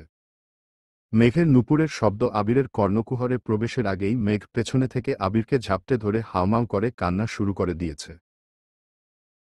আকস্মিক ঘটনায় আবির এক পা সামনে এগিয়ে ছাদের সাইডের দেয়ালে হাত চেপে ধরে নিজেকে নিয়ন্ত্রণ করল। মেঘের ছোট্ট ছোট্ট দুটা হাত আবিরের বুকের উপর। মেঘের অবাধ কান্নায় আবিরের পিঠের দিকে টি শার্ট ভিজে যাচ্ছে। আবির এক হাতে নিজের দুচোখ মুছে মেঘকে খানিকটা ছাড়িয়ে সামনে ঘুরল। মেঘ এবার অতর্কিতে আবিরের প্রশস্ত বুকে ঝাঁপিয়ে পড়েছে। মেঘের গগন বিদায়ী কান্নায় প্রকৃতি স্তব্ধ হয়ে গেছে, ছাদে বয়ে যাওয়া হিমশীতল হাওয়াও থেমে গেছে। পূর্ণিমার চাঁদে আলোকিত ছাদে আবির আর মেঘ ব্যতীত কোথাও প্রাণের অস্তিত্ব নেই। ধীরে ধীরে মেঘের কান্নার মাত্রা বেড়েই চলেছে। আবিরের গলা দিয়েও কোনো আওয়াজ বের হচ্ছে না, মেঘকে সান্ত্বনা দেওয়ার মতো কোনো ভাষাও খুঁজে পাচ্ছে না। কয়েক মুহূর্ত নিস্তব্ধ থেকে আবির আচমকা নিজের এক হাত মেঘের কোমরের কিছুটা উপরে, আরেক হাতে পিঠ বরাবর রেখে মেঘকে শক্ত করে জড়িয়ে ধরল। আবিরের স্পর্শ অনুভব করা মাত্র মেঘ আবিরকে আরও শক্ত করে জড়িয়ে ধরে জোরে শব্দ করে কাকুতি শুরু করেছে। এই প্রথমবার আবির মেঘকে ভালোবাসার বন্ধনে আবদ্ধ করেছে, প্রশস্ত হাতের সবটুকু সামর্থ্য দিয়ে তার প্রেয়সীকে আলিঙ্গন করেছে। এর আগে যে কয়বার ধরেছে ততবারই আবির দূরে থেকেছে। তবে আজ দুজনের মাঝে 1 ইঞ্চির দূরত্বও নেই, দুটা নিষ্কলুষ হৃদয়ের মানুষের কান্নাতেই একে অন্যের হৃদয়ের ক্লেশ উপলব্ধি করছে। আবির কিছুটা নিচু হয়ে মেঘের মাথার উপর আলতোভাবে নিজের গাল ছোঁয়াতেই আবিরের চোখের কার্নিশ ঘেঁষে এক ফোঁটা অশ্রু মেঘের কেশরাজ ভেদ করে ভেতরে চলে গেছে। কান্নার তোপে মেঘ সেই নোনা জল উপলব্ধিও করতে পারেনি। আবির সঙ্গোপনে দীর্ঘনিশ্বাস ছেড়ে মেঘের মাথায় নিজের মাথা কাত করে রাখতেই মেঘ আবিরের প্রশস্ত বুকে নিজের মুখ চেপে ধরেছে। আকস্মাৎ মেঘের খোপার বাঁধন খুলে আবিরের দুহাত ঢেকে মেঘের ঘন কালো চুল পৌঁছে গেছে হাঁটুর উপর পর্যন্ত। আবিরের সুপ্ত অনুরাগের মতো কেশরাজরাও যেন লুকিয়ে ফেলেছে আবিরের ভালোবাসার বন্ধনকে। মেঘ আবিরের বুকের বা পাশে মাথা রেখে অবাধে কাঁদছে, আবির নীরবে মেঘের কান্নার গভীরতা মাপছে। প্রায় ৪৫ মিনিট পেরিয়ে গেছে, অথচ মেঘ থামছেই না। আবির বাধ্য হয়ে কান্না ভেজা কণ্ঠে বলল, এবার একটু থামো প্লিজ। মেঘ আরও কিছুক্ষণ কেঁদে কয়েক সেকেন্ডের জন্য থামল, তবে তখনও ফুপিয়ে ফুপিয়ে কেঁদেই যাচ্ছে। খানিক স্থির হওয়ায় আবিরের বুকের বাম প্রকোষ্ঠে থাকা হৃৎপিণ্ডের প্রবল স্পন্দন অনুভব করছে, যা বাহির থেকে স্পষ্ট শোনা যাচ্ছে। মেঘের কান্না থেমে গেছে, দুচোখ বেয়ে গড়িয়ে পড়া নোনা জলও থমকে গেছে। মেঘ ফোপানো কণ্ঠে বলে উঠল, আবির ভাই, আপনি ব্যতীত আমি একেবারে নিঃস্ব হয়ে যাব। আমাকে ছেড়ে যাবেন না প্লিজ।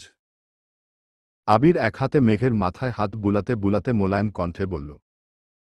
এই বিস্তৃত নক্ষত্রমণ্ডলকে সাক্ষী রেখে আবির মেঘকে কথা দিচ্ছে, আজ থেকে ঠিক ৫ মাস পর মেঘ যা চাইবে, ঠিক যেভাবে চাইবে সেভাবেই পাবে। মেঘের কোনো ইচ্ছে আমি আবির অপূর্ণ রাখব না, কথা দিলাম। শুধু একটু ধৈর্য রাখো প্লিজ। মেঘ কাঁদতে কাঁদতে বলল, আমি এর বেশি ধৈর্য রাখতে পারছি না আবির ভাই। আমার মনে হচ্ছে আমি আর বাঁচব না। আবির সহসা মেঘকে শক্ত করে জড়িয়ে ধরে আর্তনাদ করে উঠল, তোর কিছু হলে আমিও বাঁচতে পারব না। চলবে ইনশাআল্লাহ।